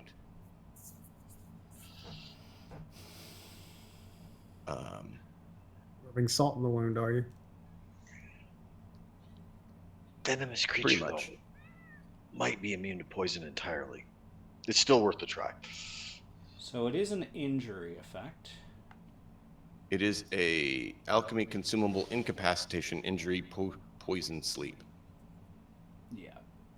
So you'd have to apply it to a weapon or ammunition, or I guess your fist, and make an attack. Yeah. That works. Yeah, so before he has to make the save, you have to succeed on a strike with the weapon. But you have to but you also That's fine. then have to apply that thing to Oh, yeah. the weapon, So and that's a fine, manipulate that's action fine. that's gonna give it an attack of Yeah, opportunity. it will get an attack of opportunity. but that's fine. Great. We're good. If it does not bring you down, whether it's attack of opportunity, then that can all go ahead. Let's see. It will bite. Can he just miss once? I mean, that would be nice, wouldn't it? Yeah. It can. Cool. Wow, that's amazing. So I you just do make it. hit. Make the potion and it's on my hand and I just jab it in his wound. So here is the damage from your hit. So I that still take is 2 applied. damage from a crit miss. No, the 1d4 from the From punch. okay, from the unarmed attack. Got it. And got it. then Sorry. We're he gets to make the fortitude save. And that's a crit success. good. God. Wow. So the dice are swinging in real. You've applied, you've done the thing. I think you've got actions left if you want. We made the vial. He applied it. He punched. The only thing he'd have left at this point would then be a stride or an additional strike with his fist from Right. the haste. Right. I'm gonna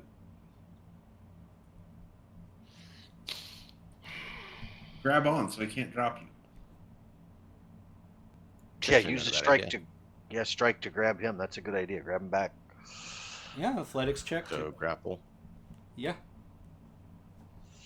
I mean, my athletics is terrible, but I mean, it's cool. I like it.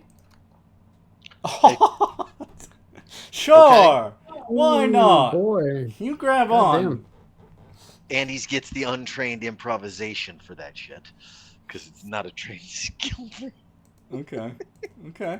I like it. I like it. It's good. It's good. Nice 10th So it's record. going to let go, and you're going to have a hold of it by the wound you shoved your fist into. Yeah. Lucas, you are hasted. Yep. I'll just start Get swinging as down. I hold on to him, yanking that wound. Bring it down. Okay. Stratagem. Shoot. Yeah. Oh yeah. Shoot. Yep. Oh yeah. No, that makes sense. Let's just hope that it works. I just hope that you hit. Me too. I don't think I'm going to, but why not? I mean, 14's not a terrible roll. Yeah, you deal damage. 29's a hit. Nice. Who are you designated it to be off guard to? Keldor is my suggestion. Well, I know. Yeah. I mean, but I mean, Only if it comes in melee range. that's it. Yeah. So sure, Caldor's fine. All right. I'm gonna hit it again. Cool. Let's map it up. Nope. That's gonna suck. Let's do it one more time. Wait, no. Yes. Yes, one more time. Yeah, and the volley's not applying. Oh, you crit. Let's screw it up. Fuck off. So damage. It's badly injured. I'm getting there. It's over halfway. I'm done. Cool. All right. That was helpful. You are grabbing on, Thackard. Grabbing on. Well, he's going to try and make you pay for that, I guess.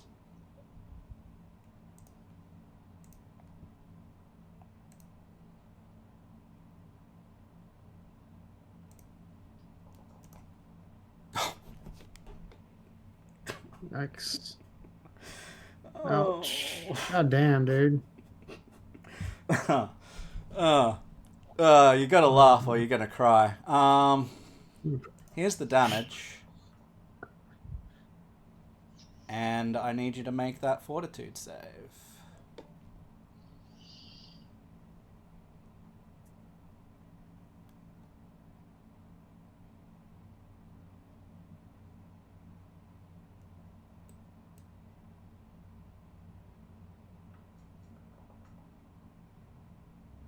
Nice. Oh, very nice. I was not expecting that.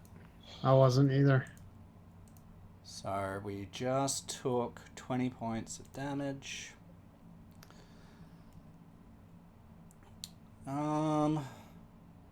He will fly up, so he is 90 feet up.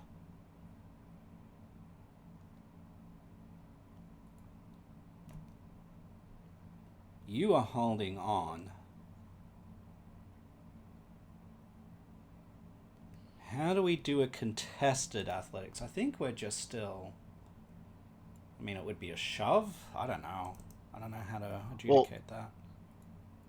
At this point, Escape. It would have to escape. she'd have to try to escape the grapple that Thecker's got on him.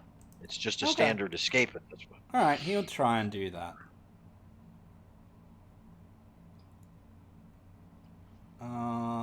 Yeah, he'll try and do that.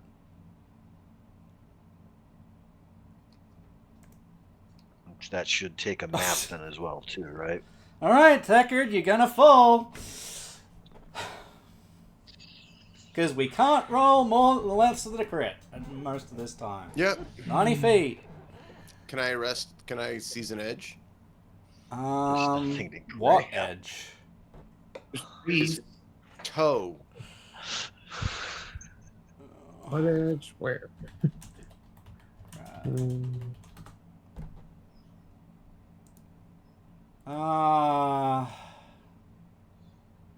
GM discretion. I know.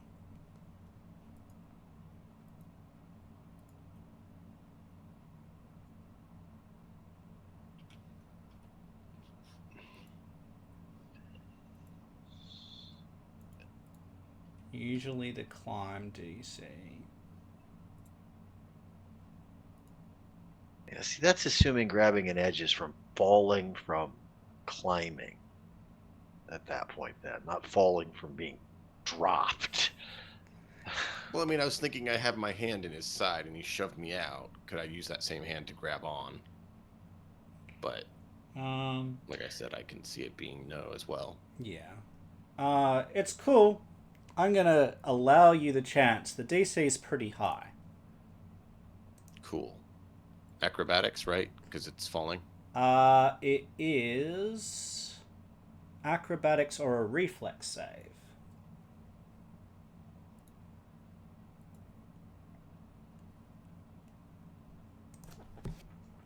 Reflex save actually makes more sense.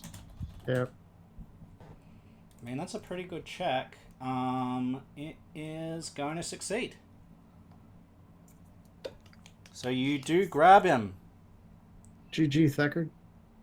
What happens when we grab an edge? You critically grab. It's a success. Stopping your fall. Yeah, that's fine. Cool. Grabbing on. Eldor? Yay! Ooh.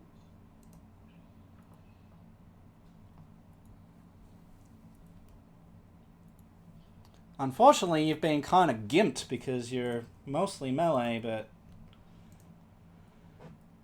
you're in a good spot for if he does swoop. It's just he's got Thecard at the moment, and he's not succeeding letting Thecard go. Thecard's being stubborn. What's the range on a composite longbow again? Oh, heaps long enough. All right, I'll swap weapons then. Yeah, so one action to swap.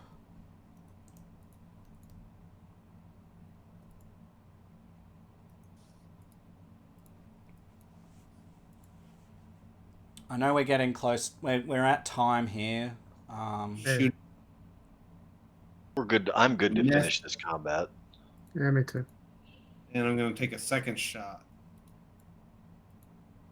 The volley doesn't actually apply, so you'll hit. Oh, I do? Yeah. Yeah, because it's 90 feet up in the air, not 30 feet away. Nice. Yeah, so that first one will hit, the second one doesn't. Minimum damage. Well, it's still damage. Mm-hmm. Badly injured. Yep. better than nothing. So, yeah, you swapped and took 2 attacks. Lindsay. Alright. Lindsay. 30 feet, that's not going to be enough. All of her stuff is basically 30 feet.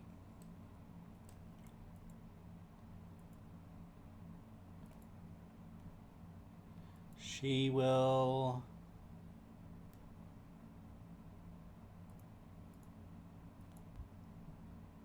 cast Soothe. And that will be on Lucas, please. Thank you very much. And then she will renew her Inspire Courage, dragging the effect over. And that is her turn. Vra. So you're on the ground, but you're not prone. No, I already. Yeah, I'm on the ground. I'm ready to go at this Ready to point. go, yeah. You can see it's badly injured. It's up in the air, 90 feet, and Thekard is grasping on. He nearly fell, but at the last second he grabbed onto one of its claws and is hanging precariously 90 feet above everyone. What is the range on a boomerang? Does it show if I draw it? Probably 20. No, I thought it was more than that. I'm just gonna draw it quick just to see if it shows it when I do that. It does. Click on the name of the weapon. 60 feet. It would be one. So it would be a -2 to your attack. -2. Sheet that. But you don't have to apply that. It'll apply it.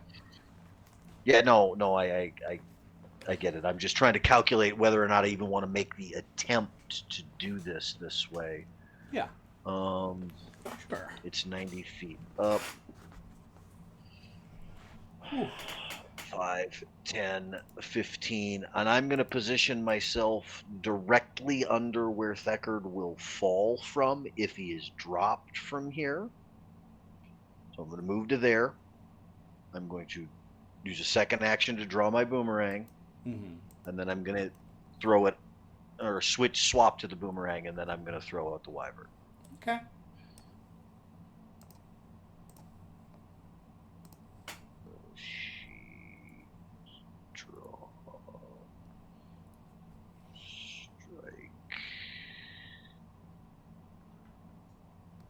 Nice.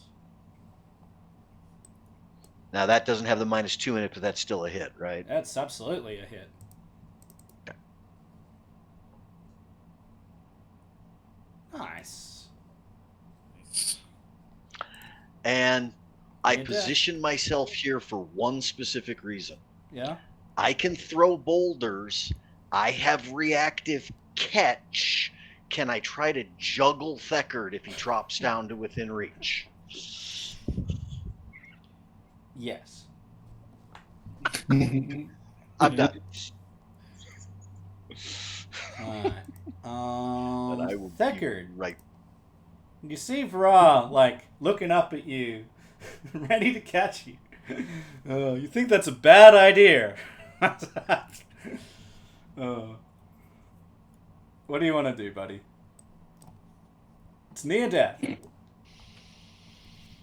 You are grabbing on at the moment. Can I climb up him to his back so if he falls, I can use him as a cushion? You may. It Cool. is a difficult check, but yes, you may. What do I need to roll? That's athletics, and it's a 26. Crap. Means I need a 19 or 20 to do it. Can I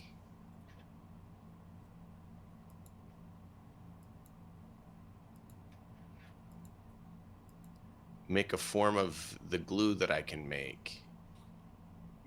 Because I can have the glue bomb. Could I make a form of that to give myself sticky hands and climb up him? You easier? would take an attack of opportunity, but yes. Okay, I'll do that. Okay. He's I'm trying gonna apply sticky glue on my hands. You're gluing yourself to the bastard? I moved over here to catch you. Ah, he hits me with an 8. Yeah. At Oh, least well. it wasn't a crit this time. so This is you're true. gonna fall unconscious, let go, fall, and that will put you on dying 2. I'm trying to catch the corpse regardless You so he doesn't are. hit the ground to take So, damage. Yeah. So, It's much better for me to be unconscious than flailing. make me. Jesus.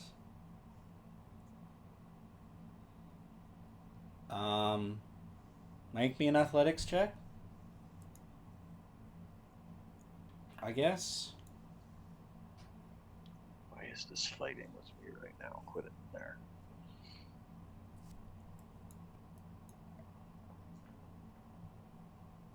Okay. So this is what happens. Thekard falls 45 feet. Now, just so that we understand, when we fall on someone,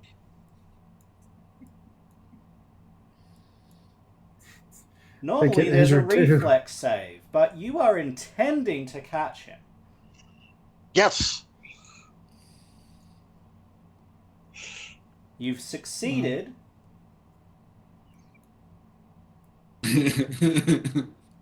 So Wow. instead of 45 damage, I'm going to have Vra take 22 damage, which is half. Thekard take 22 damage, still putting him on dying 2. I was trying to catch him while he was still alive was the point. Yeah, I was but hoping you would he have just fell chose to unconscious let before go. he fell. That's But why I you was do hoping he would catch just him. let go, but I can't. I could. That's metagaming for me to have said that before he made his choices, and I wasn't going to do that. So 56. Yeah, he didn't necessarily. I had to play it as though Thekard didn't know that because I don't know that he could hear you way up there over the noise of everything. Yeah, there's no way that you could have at that point. So I had to pretend he didn't know that. So Vra, you have Thekard in your arms. He is unconscious. And because you have him in your arms, you've dropped your pick. But I know. Well, I had the boomerang in hand anyway. The Or pick's on my back. whatever was in Yep, your hand. Boomerang's drop. Got it. And actually, I like that you caught him. I'm going to just make him dying 1. Okay? We're going to just make him dying 1. We'll reduce it by 1 because it's a fucking cool thing, and we like it. We like doing cool things. Hey, if I didn't say that, if I didn't have the ability to be able to just grab huge chunks of terrain that are bigger than me and throw them, I would have never asked you to even try to catch him that way. That's cool. So, you take some damage, you catch him, and it is Lucas's turn. Awesome. Shoot that fucking thing to Let's death. do it. Let's do it again. Do it to me one more time. SSDD or SSDT. SSDT. Do Same it shit, to me different one turn. more time. Yeah. Strategize. Oh. boy. Yeah. That's going to be the end of that fucker. Hopefully. Yeah, Wow, it's at near boy. death. Boom! Alright, so the wyvern is going to fall 90 feet. Vra, Thekard, reflex saves. Obviously, Thekard Thekard's cannot make unconscious. one because he's unconscious. But he's being held by Vrar. Yeah, Vra, Yeah. you can make a reflex save. Oh, I'm going to hero point that. I bet you are. Oh boy. DC is 26. That's not going to help. Okay, you don't critically fail. That's good. So, Vra, 45 points of damage. You're gonna take 45 points of damage as And it I'm falls unconscious. on you. Yeah, and Thekard is going to go to dying too. And you're both gonna It's be a big heap of death. you're gonna be both pinned underneath a dead wyvern. All right, I can lift the wyvern. I'm pretty sure. Drag it off of him. Yeah. You can do that, and I think as the wyvern falls, smashes, and everyone hears the massive, like, cracking of bones as it falls on the ground, I think this is a good place to wrap up the session, and we will be back next week to see just what happens next with our wonderful adventure. Thanks for staying tuned. Thanks for being here a little bit longer, fellow players and friends. And we will be back real soon. We'll be back on Thursday night US time as well, here and on DM Nexus channel for more Neverwinter Nights 2. We are going to be here again on Saturday night US time on DM Nexus channel only, I think, for a session for Cyberpunk. I think we're still doing it at this stage. I know that one of us is out. Yeah, I'm out next week.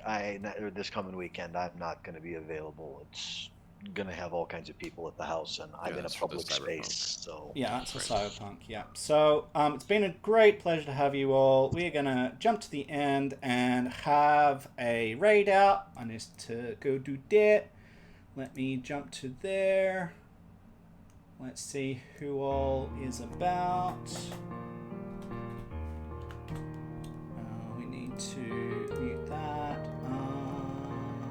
We've got Interpoint, we've got Ticking Time Bomb.